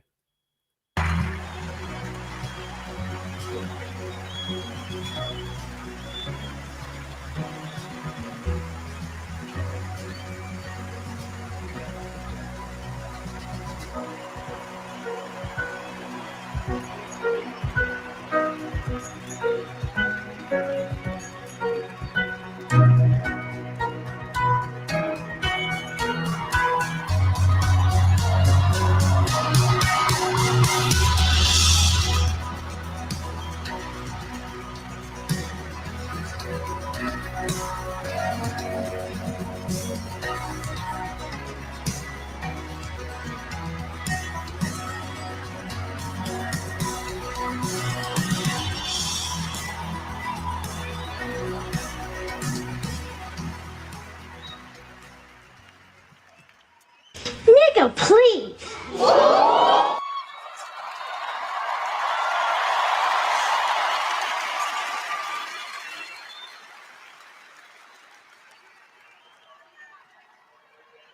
Hello? Get somebody else to do it. I can't. I just can't. I just can't. Family, they brought her out like she was a goddamn superstar. And come to find out, she was, I think, like Miss Arizona in one of Trump's goddamn when he used to have the Miss USA pageant. She was Miss Arizona. Now you telling me, quote unquote, Miss Arizona fell in love with Charlie Kirk? You know, there's a lot to really look into in this situation, but I don't care that much. I want to go here, family, because this is important to note. This is important to note. This woman is going around talking about how she forgives Tyler. Oh, yeah. And when I said they're trying to get him off, they're using Charlie Kirk's own damn wife to do so. Let's go here. My husband, Charlie, he wanted to save young men, just like the one who took his life.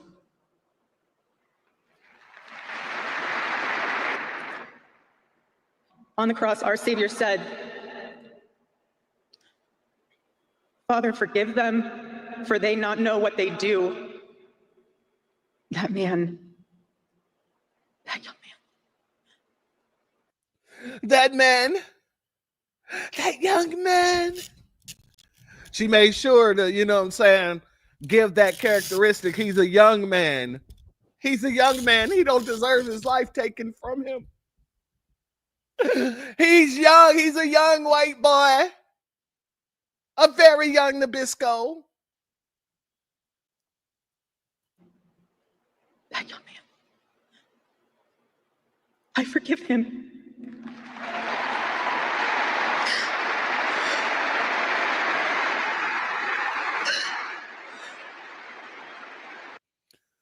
Give this hoe a F for failure, because I see no damn tears in her face.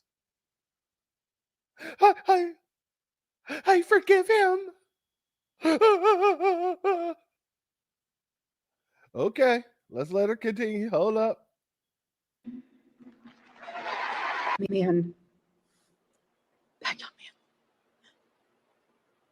I forgive him.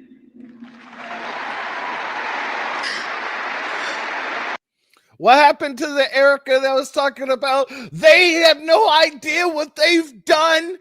They have no idea what they've woken up. And just a few days later, she's out here talking about that young man. I forgive him. Oh, family. This is the workings of trying to get the young man off. Oh, yeah, that's what they're working on doing, trying to get Tyler off. Guaranteed.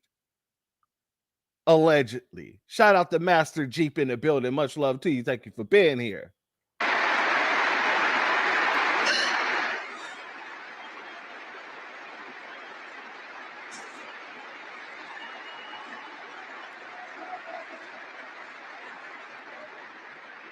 I forgive him because it was what Christ did and is what Charlie would do.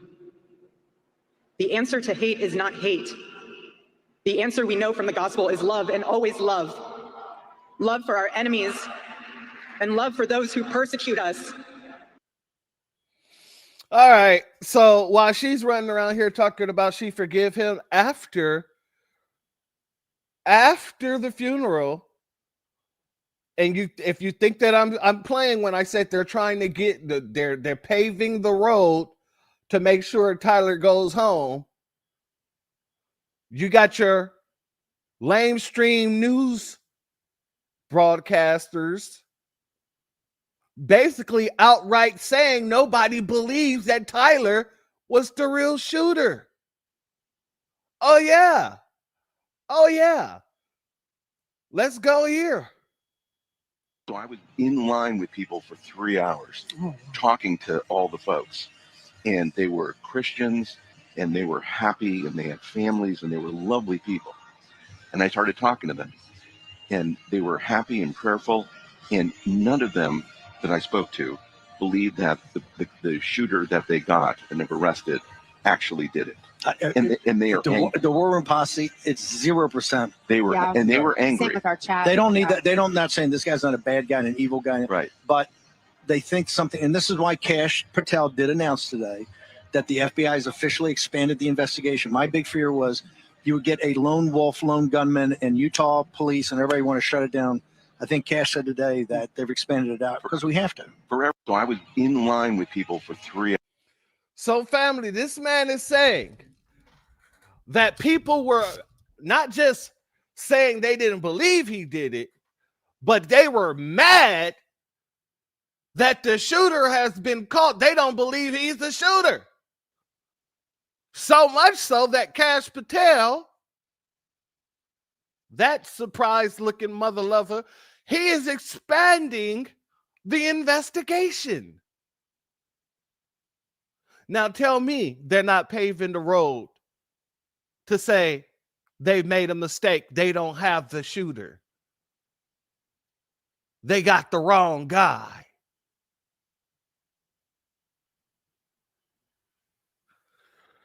So while they're paving the road for that situation, and Erica's out here talking about she forgives. If she forgives, like our sister Misha just stated, then who is all this for? What is noble? And to those trying to incite violence against us, those trying to foment hatred against us, what do you have? You have nothing. You are nothing. You are wickedness, you are jealousy, you are envy, you are hatred. You are nothing. You can build nothing. You can produce nothing. You can create nothing. We are the ones who build. We are the ones who create. We are the ones who lift up humanity. You thought you could kill Charlie Kirk? You have made him immortal. You have immortalized Charlie Kirk. And now millions will carry on his legacy.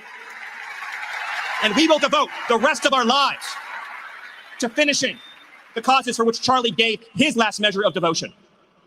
You cannot defeat us. You cannot slow us. You cannot stop us. You cannot deter us. We will carry Charlie and Erica in our heart every single day and fight that much harder because of what you did to us. You have no idea the dragon you have awakened. You have no idea how determined we will be to save this civilization, to save the West, to save this republic. Family, we know that he was out there talking about us. We know he was out there talking about the black grassroots. I thought it was in this clip, but this man started out talking about the lineage of Nabiscos. You know where their talking points come from. I know where their talking points come from. So it isn't that hard to understand that he was talking about us. You didn't say Tyler's name not one damn time. Tyler, you thought you killed Charlie Kirk, but you immortalized him, Tyler. None of that. She wouldn't even say his damn name. She said that man, that young man. Nobody is saying this man's name.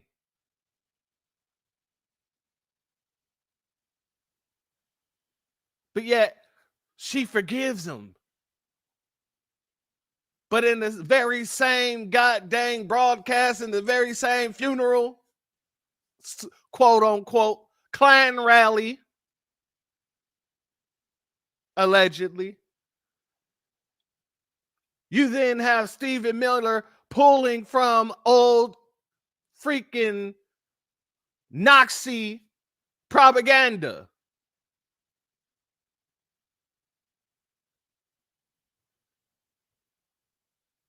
Old school Nabisco racism straight out the South.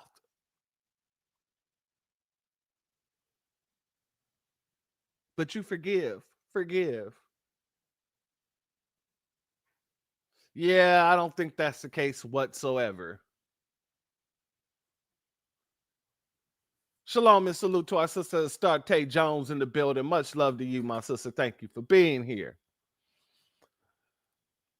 Family, this whole situation and ordeal was just so unserious. Like I said, this was an RNC rally. This was a goddamn Nazi freaking KKK rally, in my opinion.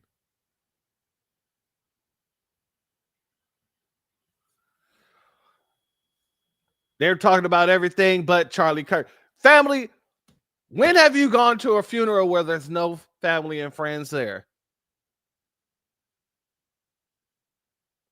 Why are all the keynote speakers political figures? The only person that wasn't a political speaker was Erica.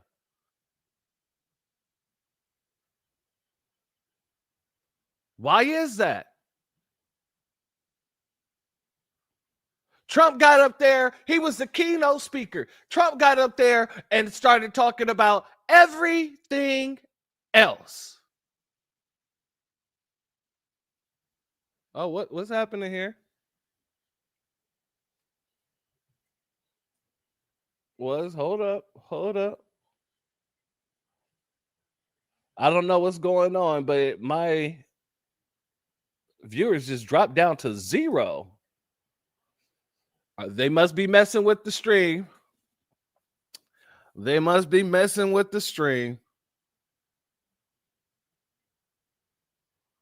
Family, let me see. Hold on.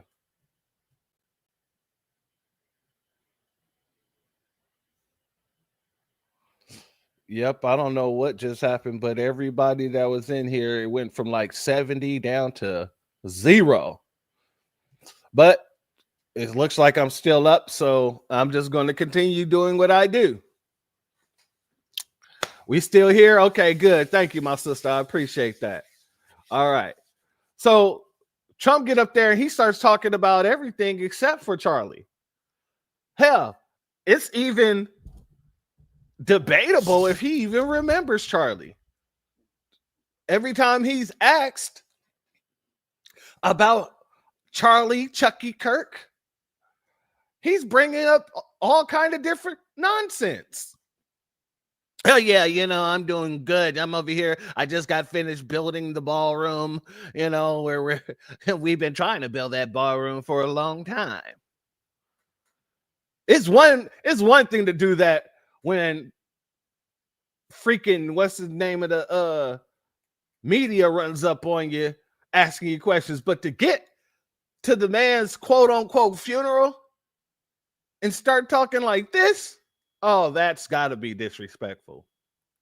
And tomorrow we're going to have one of the biggest announcements, really medically, I think, in the history of our country. We're going to be doing it with Bobby and Oz and all of the professionals. I think you're going to find it to be amazing.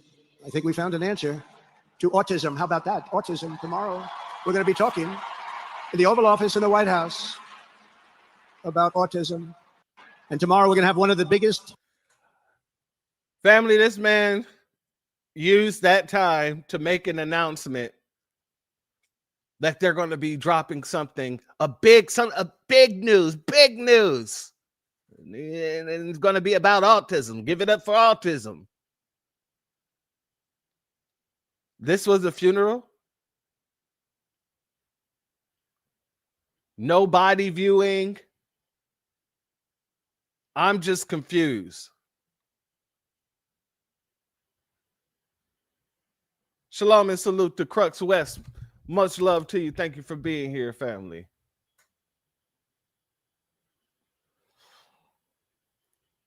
Family, people had to call it out. There was going to be people calling it out. Let's go here.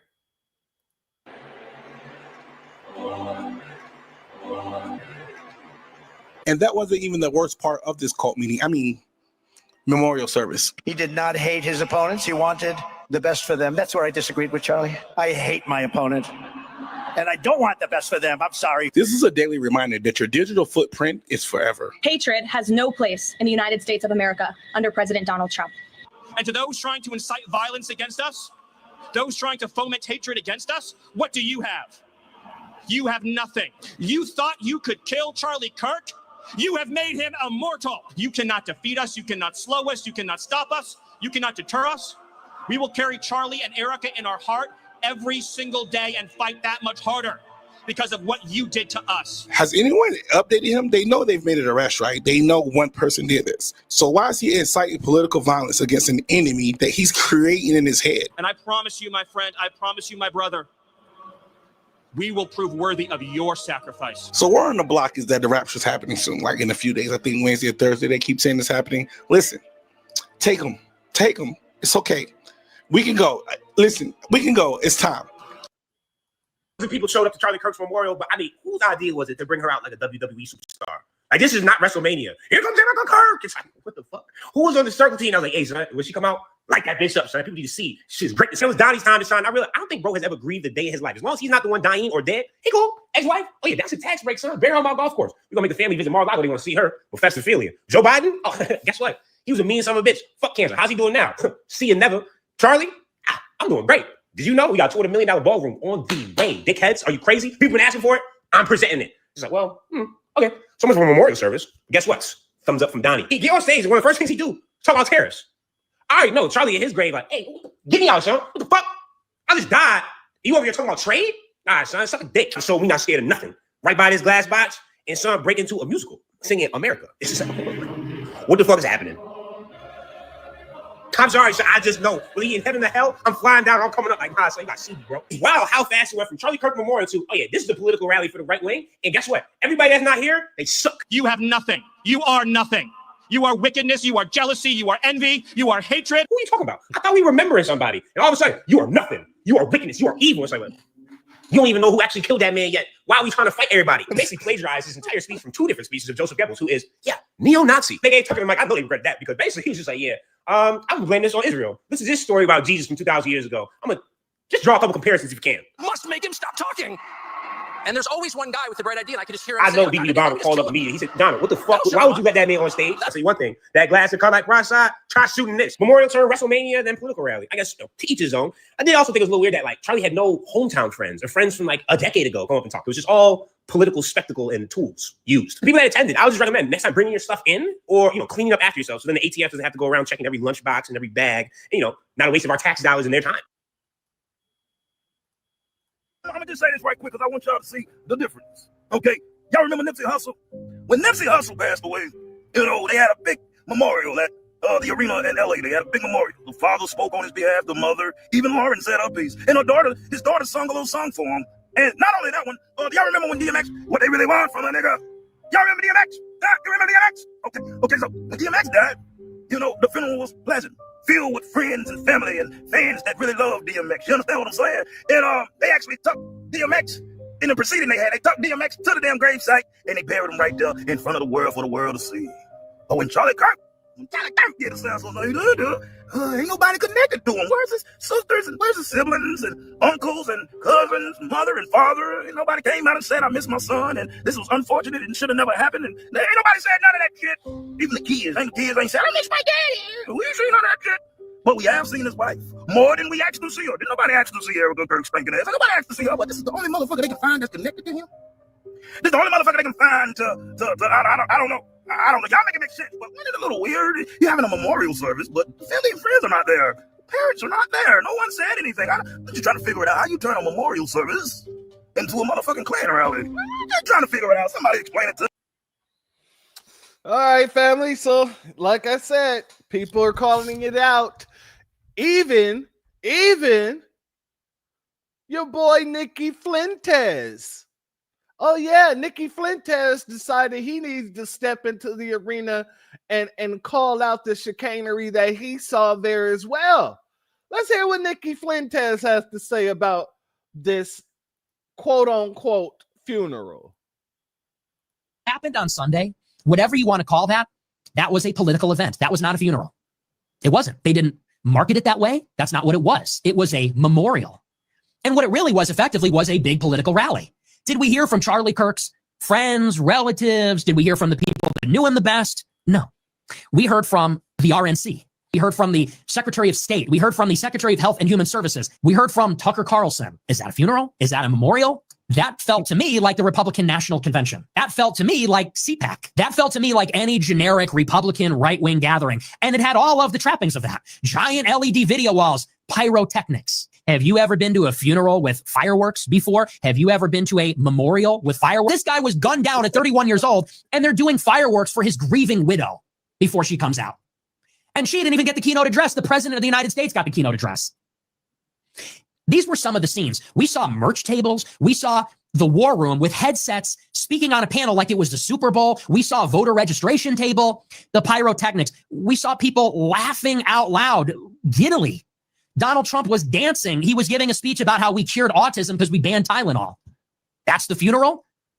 That's CPAC. That's the RNC. That's CPAC on top of the grave of Charlie Kirk is what it was.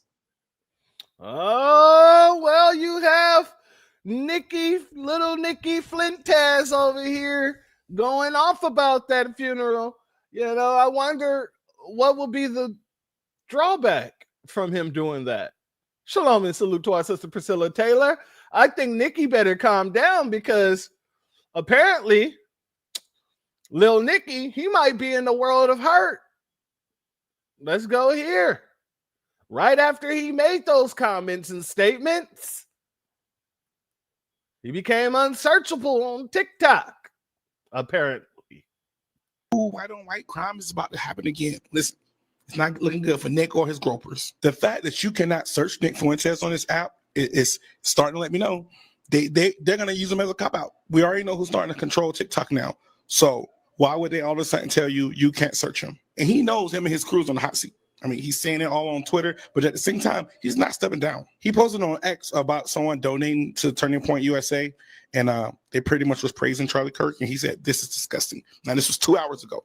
So as more social media platforms start to like kick all his content off, he's only going to have X left. But I think it's because they know he has something to do with it, or they're going to blame him. Either way it goes, he sees it. He feels the heat, and I ain't mad at it because he said some racist shit in the past, so I have no empathy or sympathy for him either. He can kick rocks too, for all I care. I mean, there's going to always be a Nick Fuentes. There's going to always be one. There's always going to be someone that's going to come through and say the same shit he says. Shout out to that brother there. Like I said, Nikki better watch out because the eyes are on him. Those very same eyes that he wanted on him before. Oh, yeah, now they're on him, but they're on him in a way that I don't think is going to behoove him. Not at all. The family, they're going around here talking about the amount of people who showed up to that Klan rally there. And they're acting like it's all historical. It's breaking records. It's breaking the record of Martin Luther King. It's breaking the record of JFK. All right, let's go here, family. Oh, wait a second. Let me pull this down. Got a quick issue. All right, let's see if we're clear here. All right, let's go. 300,000 people in Arizona came out to support Charlie Kirk. Watch this. Do you see this right here? Do you see it?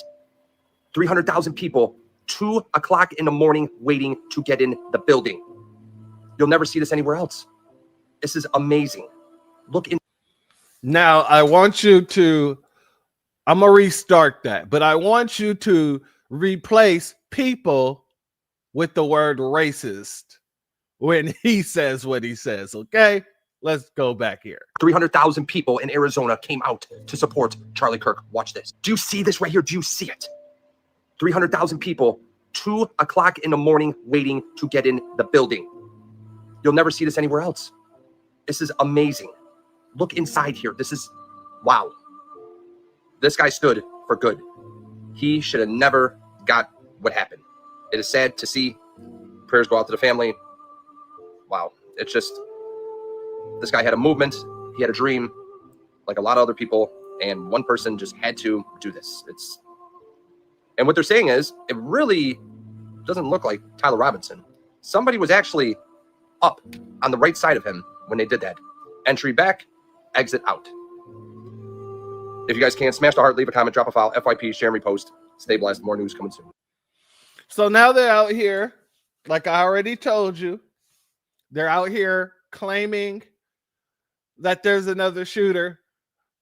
They're going with the JFK rhetoric, that there was more than one shooter if he was involved at all. And he says that, you know, this was his dream. He had a dream and all this other stuff, family. I want to give a more accurate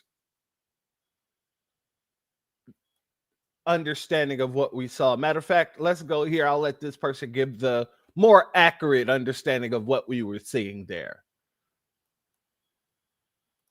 Have you seen the latest news about yesterday's Charlie Kirk memorial? If not, I can catch you up to speed. Trash got together to honor trash and left their trash behind. The broadcast after it ended didn't just show people walking away. They showed the aftermath and what they were leaving behind. Piles of garbage stacked in the streets. Blankets and folding chairs abandoned on the curb like somebody had been evicted. Even what looks to be a Stanley tumbler abandoned in the chaos amidst the overflowing trash bags. But I guess at the end of the day, I can't really blame them. When you stop and think about it, spreading trash all over the place might be the most accurate way to honor Charlie Kirk's memory. The guy built a career on dumping garbage into our politics, so of course his support is overflowing trash bags. But I guess at the end of the day, I can't really blame them. When you stop and think about it, spreading trash all over the place might be the most accurate way to honor Charlie Kirk's memory.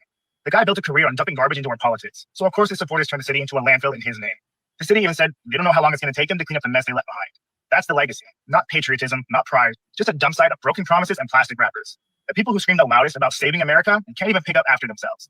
They come in, make a mess, and expect somebody else to clean it up for them. Same with their politics. The trash always rolls downhill. It's somebody else's problem.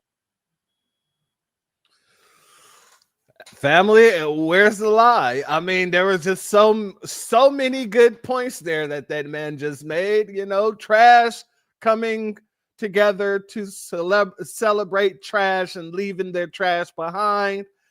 And the analogy that he made about, you know, Charlie legacy being trash, I have to agree with 100%. Shalom and salute to our brother Jesse Paris in the building. Much love to you. I gotta agree with him, family. You got to call a spade, and when the Nabisco is right, I gotta say the Nabisco is right. Got to do that. Gotta say it. However, our elder says it better. Let's go here.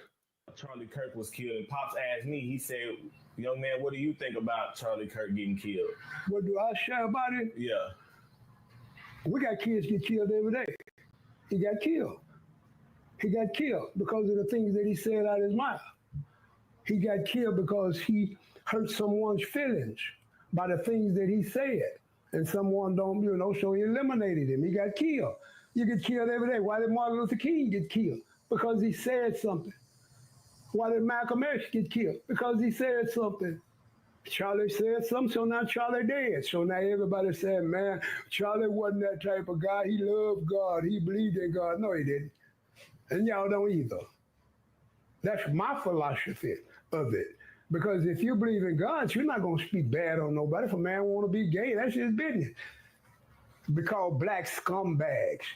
Call the people in the White House, call Jasmine Crockett an ape. What kind of people do that?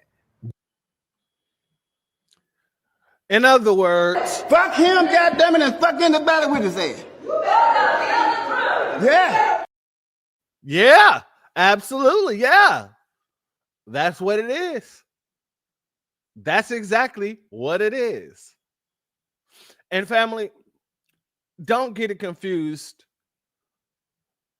because you're going to see a lot of people starting to try to rise to the level of these Charlie Kirk figures, whether they're political or not. Why? Because there's a lot of people who's understanding that there is a big purse behind Charlie Kirk. And so you have those very same people basically putting on their best application. When they get more races and more races by the day, that's them putting in their application. When they're trying to sound like Kirk all of a sudden, when they talk about black people, application. When people are running around here talking about how Charlie Kirk wasn't racist, he was a man of God and we just don't like the truth, application. Let's go over here, and I got to give a shout out to our brother Cool Keezy.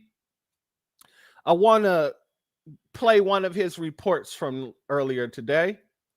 Let's go here. All right, troops, listen up. Enemy combatant Laura Loose Cannon Loomer just unleashed a wild offensive. Chicken cracks, weave jokes, and straight up disrespect at Rep. Jasmine Crockett. But don't get it twisted. This ain't random fire. Loomer's not freestyling.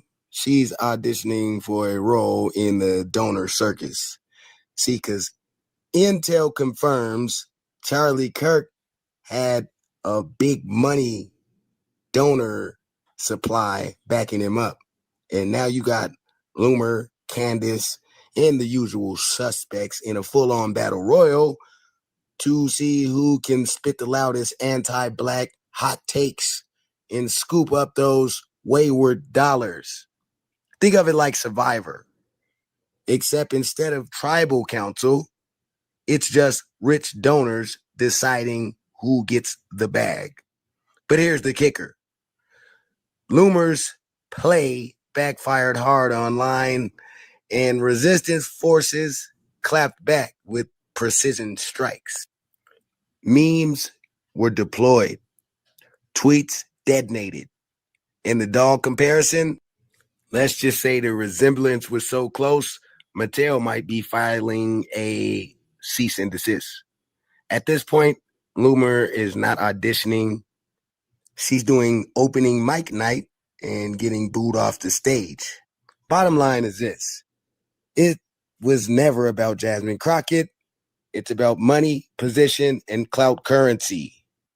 Loomer just broadcasted her audition tape, and the internet handed her the world's fastest dishonorable discharge. Against blacks, we gon' see about that. We gon' see about that. We gon' see about that. The reparations with the Jackson, we gon' see about that. We gon' see.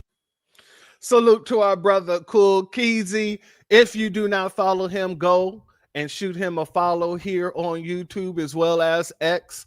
Much love to the brother for bringing that heat. And I had to bring that to you guys. You know, it was incredibly hilarious, especially when he put the face-to-face comparison. I was thinking to myself when I first saw it, my, does she remind me of someone? And then he flip over the jigsaw, and I'm like, God dang, there we go. There you have it.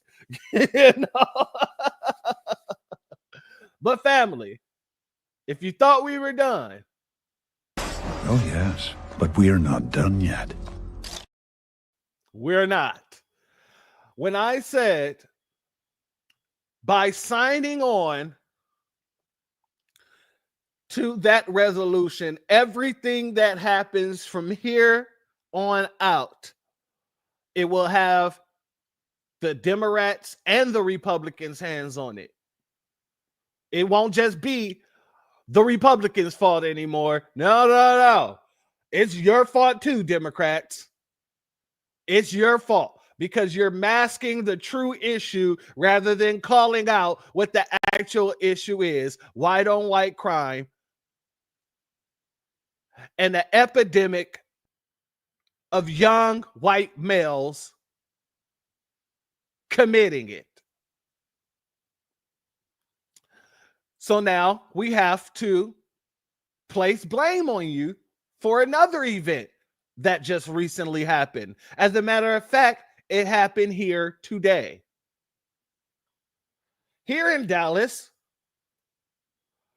there was a shooting at an ICE facility by a young white Nabisco. Let's go here. Lawrence, and that's why I mentioned that Sally port. So apparently it occurred when detainees were being brought into the Sally port. This shooter, we're not sure exactly where he was located, but was able to shoot into that Sally port and struck at least 3 people. That shooter now is down from this self-inflicted wound. So we may not know exactly what his plan was, what they were intending to do, other than to shoot people this morning at an ICE facility. We're learning more as we get it. And particularly, we're interested, obviously, in learning about the conditions of the 3 individuals that were struck this morning. Yeah, that's I-35.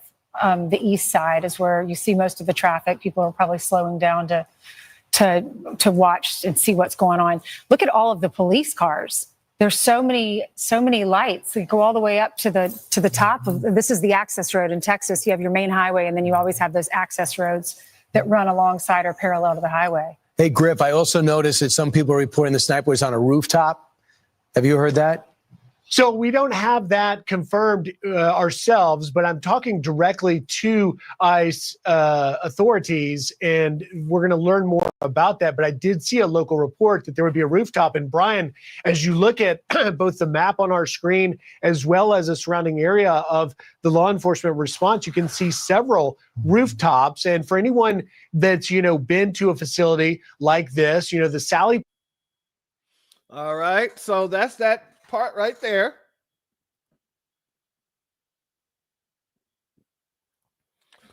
Salute to my sister. I am Kiera Dag. I didn't even follow up to see who the suspect was, but I am not surprised. I mean, he was on a rooftop. That's not FBA behavior. You're absolutely correct, family. And no worries.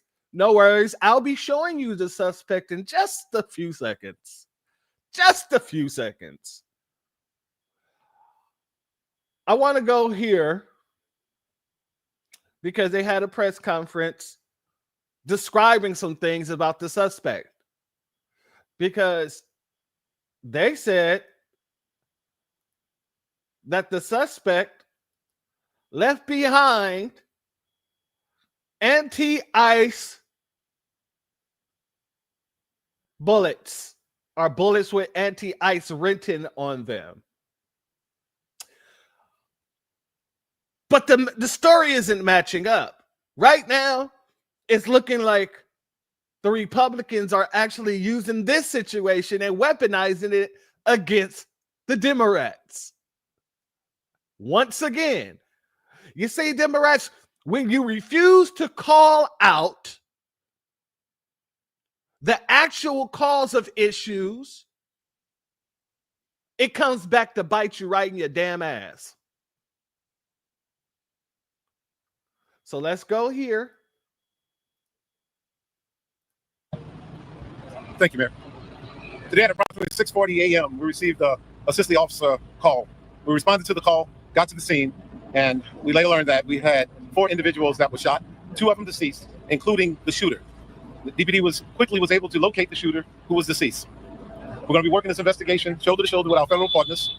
The FBI is on scene, and right now I'm going to introduce you to the SAC of the Dallas Field Division, FBI Joe Rumrock. Yeah, good morning. My name's Joe Rothrock. I'm the special agent in charge of the Dallas FBI Field Office.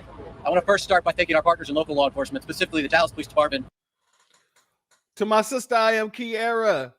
Yes, and I feel that it's very strange that all of these people going out there doing these pum crimes are just leaving bullets with their intentions on the bullets all over the place. Like, it's very, very weird and suspicious.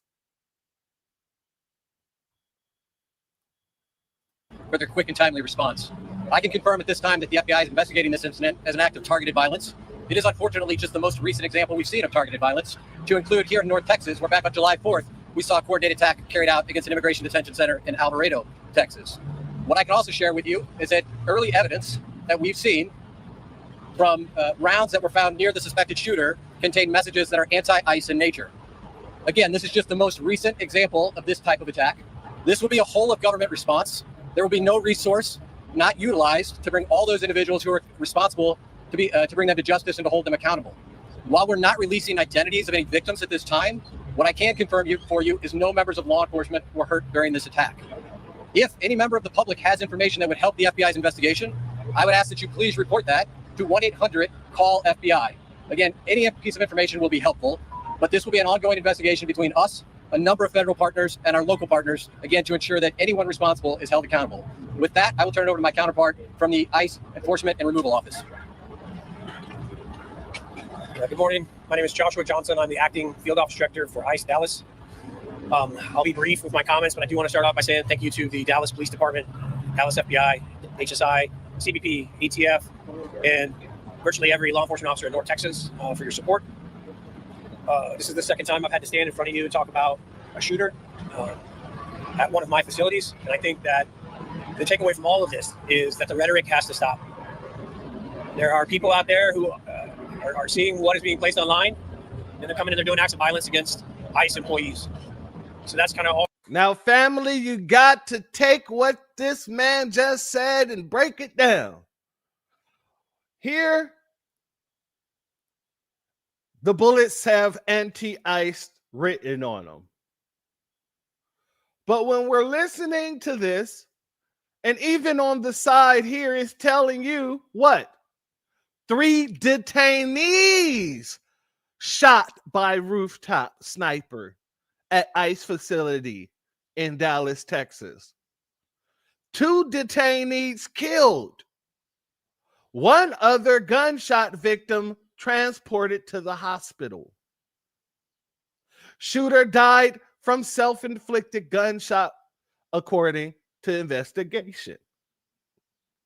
Excuse me. So what we know is that it was 3 detainees who actually was harmed. 2 was killed. 1 is in critical condition.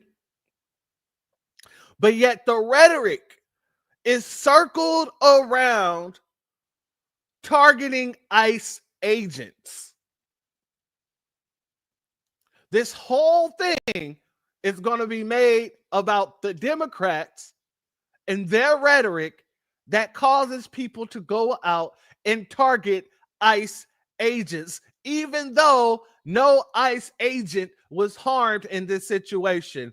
3 detainees were. I have for today is that it's just got to stop. It's dangerous, and people are losing their lives. Thank you. Thank you all so much for coming. We really appreciate it. Again, thank you all so much. As it was said here today, if you do have any information, reach out to 1-800-CALL-FBI. Thank you. Thank you. This needs to stop. Violence is wrong. Politically motivated violence is wrong. Ted Cruz, Trump said your wife looked like a dog. And you just out here acting like a dog. Nice little puppy. This needs to stop. Violence is wrong. Hey, Democrats, this is on you. You gave him another talking point. Y'all allowed this by signing on to that resolution instead of calling out the true issue at hand. Now they're taking another issue that ties back into the same issue of Charlie Kirk, white barbarism, and they're blaming you for it. This is on you, Democrats.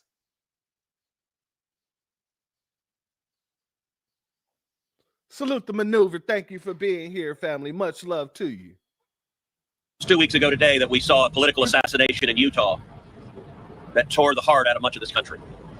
This is the 3rd shooting in Texas directed at ICE or CBP. This must stop. And all of those shootings have all been Nabiscos. If you want to stop it, maybe you should figure out a way to stop the Nabiscos in your community. Uh-oh. No, because you don't want to stop it. Otherwise, you'll be having the police rolling heavy in the white communities. Otherwise, you'll have stop and frisk for white teens, college students, and things like that in your community. Since we're seeing the uptrend showing that it's been all Nabiscos, particularly younger Nabiscos, committing heinous acts. But go on. To every politician who is using rhetoric demonizing ICE and demonizing CBP, stop. To every politician demanding that ICE agents be doxxed and calling for people to go after their families, stop. This has very real consequences. Look, in America, we disagree. That's fine. That's the democratic process. But your political opponents are not Nazis.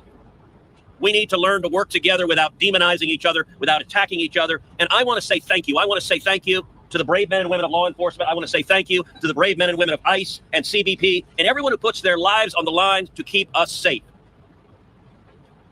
The divisive rhetoric tragically has real consequences. I hope that every one of us will pray. Number one, for the safety of law enforcement. The divisive rhetoric has real consequences, but you guys just signed a resolution in order to glorify somebody who went around spreading dangerous rhetoric. Y'all didn't go to Charlie Kirk or anybody at Turning Point USA and said, stop it, your divisive language has consequences. Ain't seen that. Shalom and salute to our sister C. Terry in the building. Much love to you. Enforcement that are risking their lives to keep us safe. Number two, for the health of those who were shot and injured today. We still don't know the full details of who was injured, but for the families also of the victims of this shooting. Violence has no place. It is wrong. And we should come together. If we want to have a debate about immigration policies, we can do so in the halls of Congress without demonizing each other, and especially without demonizing the men and women who every day put on a badge and go risk their lives to keep us safe. And we should not be putting language out there that inspires madmen to commit evil crimes. Our prayers are with the men and women of law enforcement, and we ought to come together and have some decency across the political aisle to say this violence is wrong and it needs to stop. Senator, have you been told that immigrant detainees are the victims of today's shooting? My understanding is the details of who the victims are still being ascertained, so I don't want to go ahead of law enforcement. Now, notice, the reporter just asked him, is it true that the victims of this situation were all detainees? And he does not want to answer that question. None of them want to answer that question, even though right here on the side, it clearly states 3 detainees shot by rooftop sniper. And it's not just him. The lead investigator is going to do the exact same thing. They're trying to weaponize this without telling you who were the targets of this situation.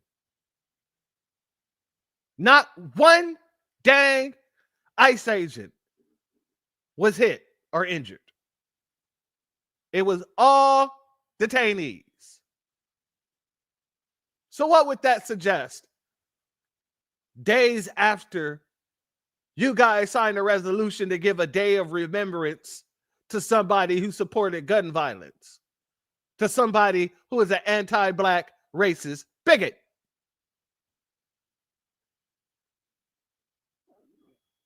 And then all of a sudden, you find shell casings with anti-ICE on there.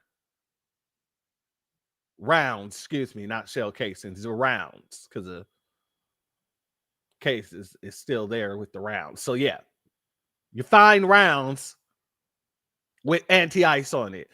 Like I said, it seems very weird to me. Releasing these details. What they have said is that no law enforcement was injured, and so that's a natural inference, but I don't know the details.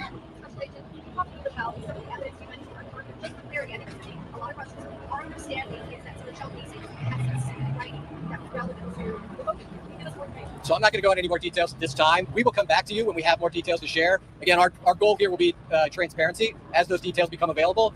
But we are still in the early stages of an investigation. Information is still coming in. When we have more details, we will come back to this group.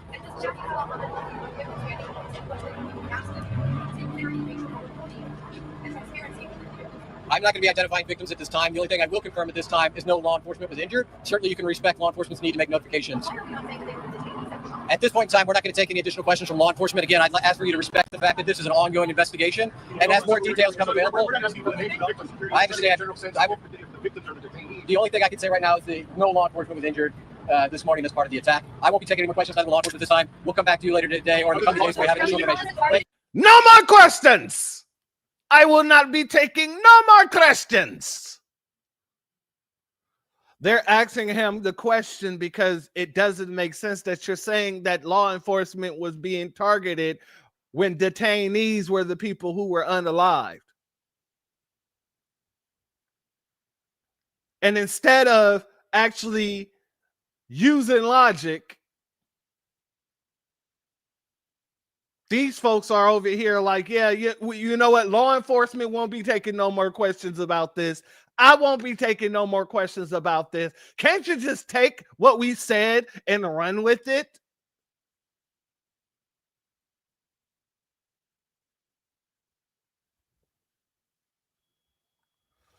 Salute to our brother, Reparations Nation, our resident gunsmith. He said that was an actual clip versus a magazine.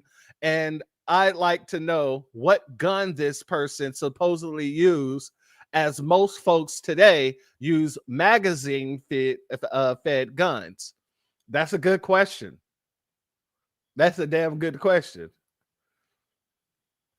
High IQs, yeah, but no more questions. No more questions. We are not. I can't have these questions because you're making me look bad. I said it was about targeting the officers, didn't I? Now leave it at that. No more questions. No more questions.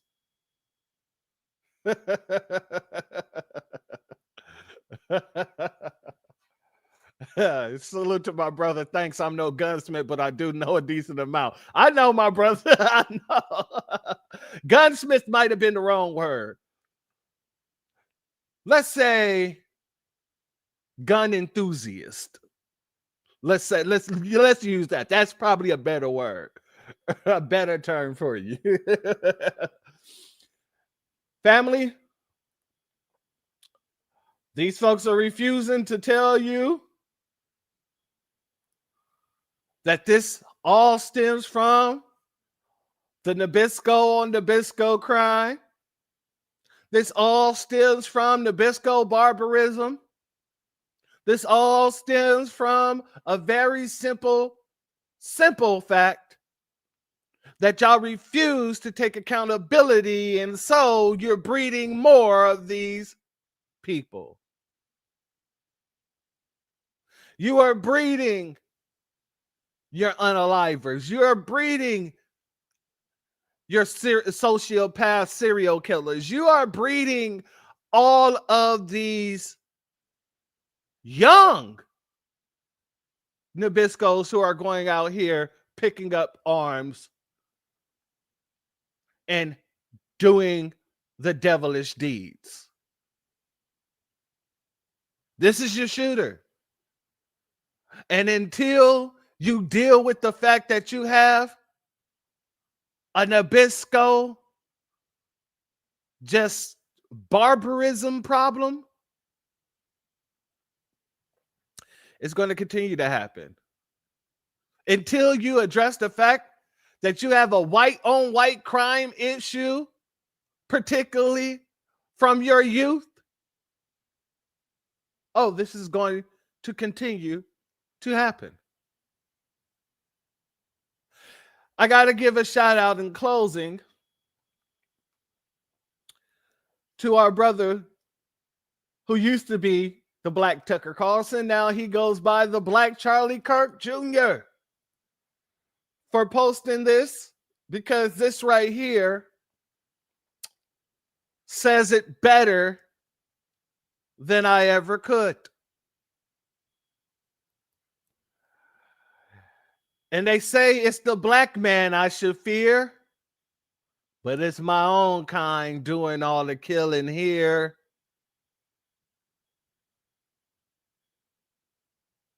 And they say it's the black man I should fear, but it's my own kind doing all the killing here. Shout out to Chucky. You know, I'm going to have to do this. Let me go here and do this before we get up out of here. I think it's appropriate since the church didn't play anything that was appropriate for the funeral. I think it's quite right for me to have to play something that's appropriate. Apple poll. Nope, that's not it. Hold on one second, family. There we go.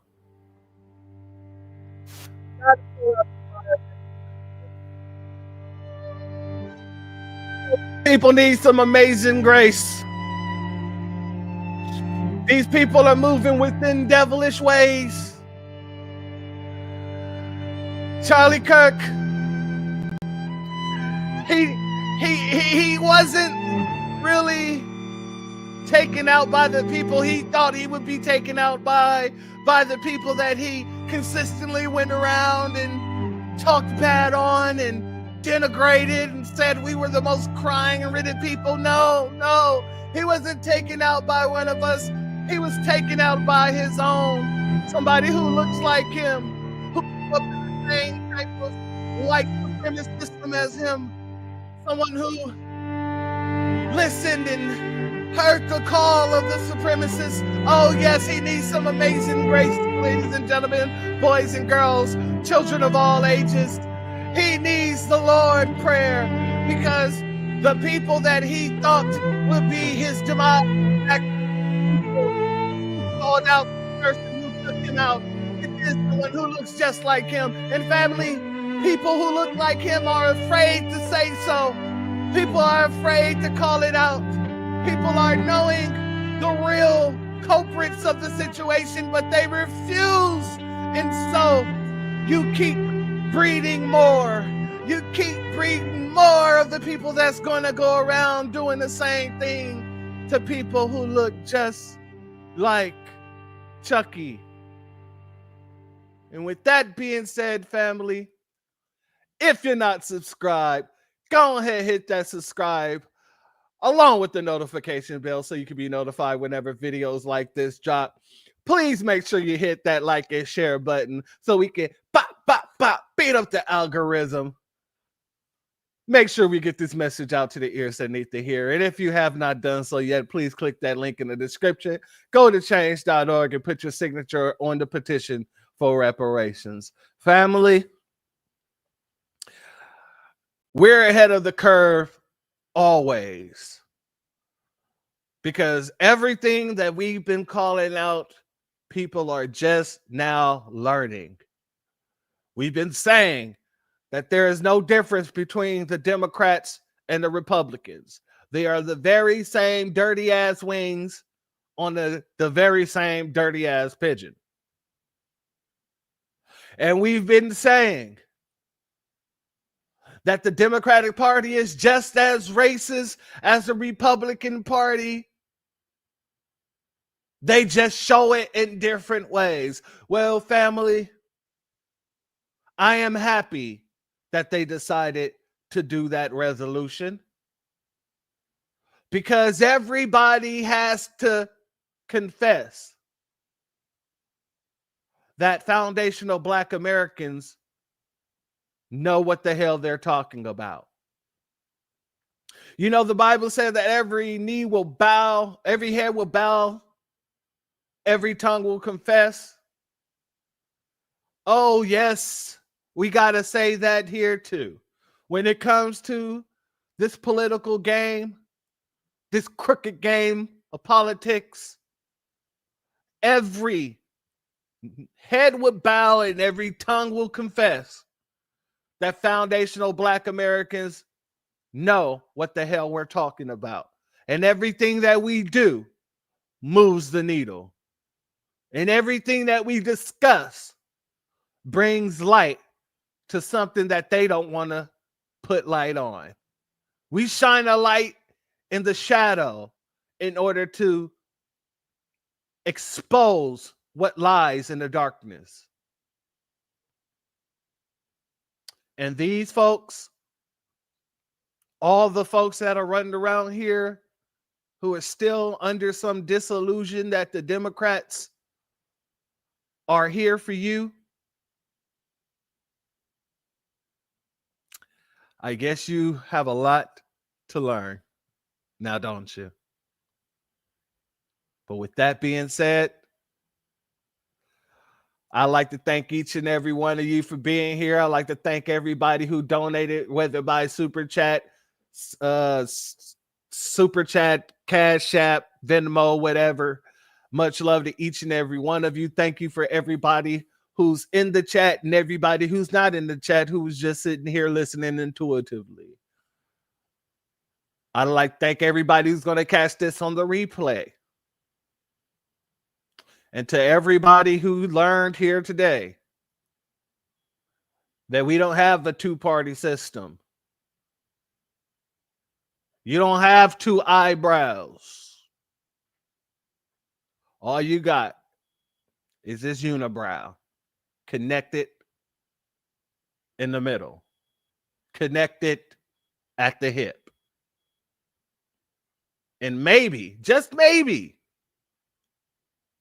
now that you know that,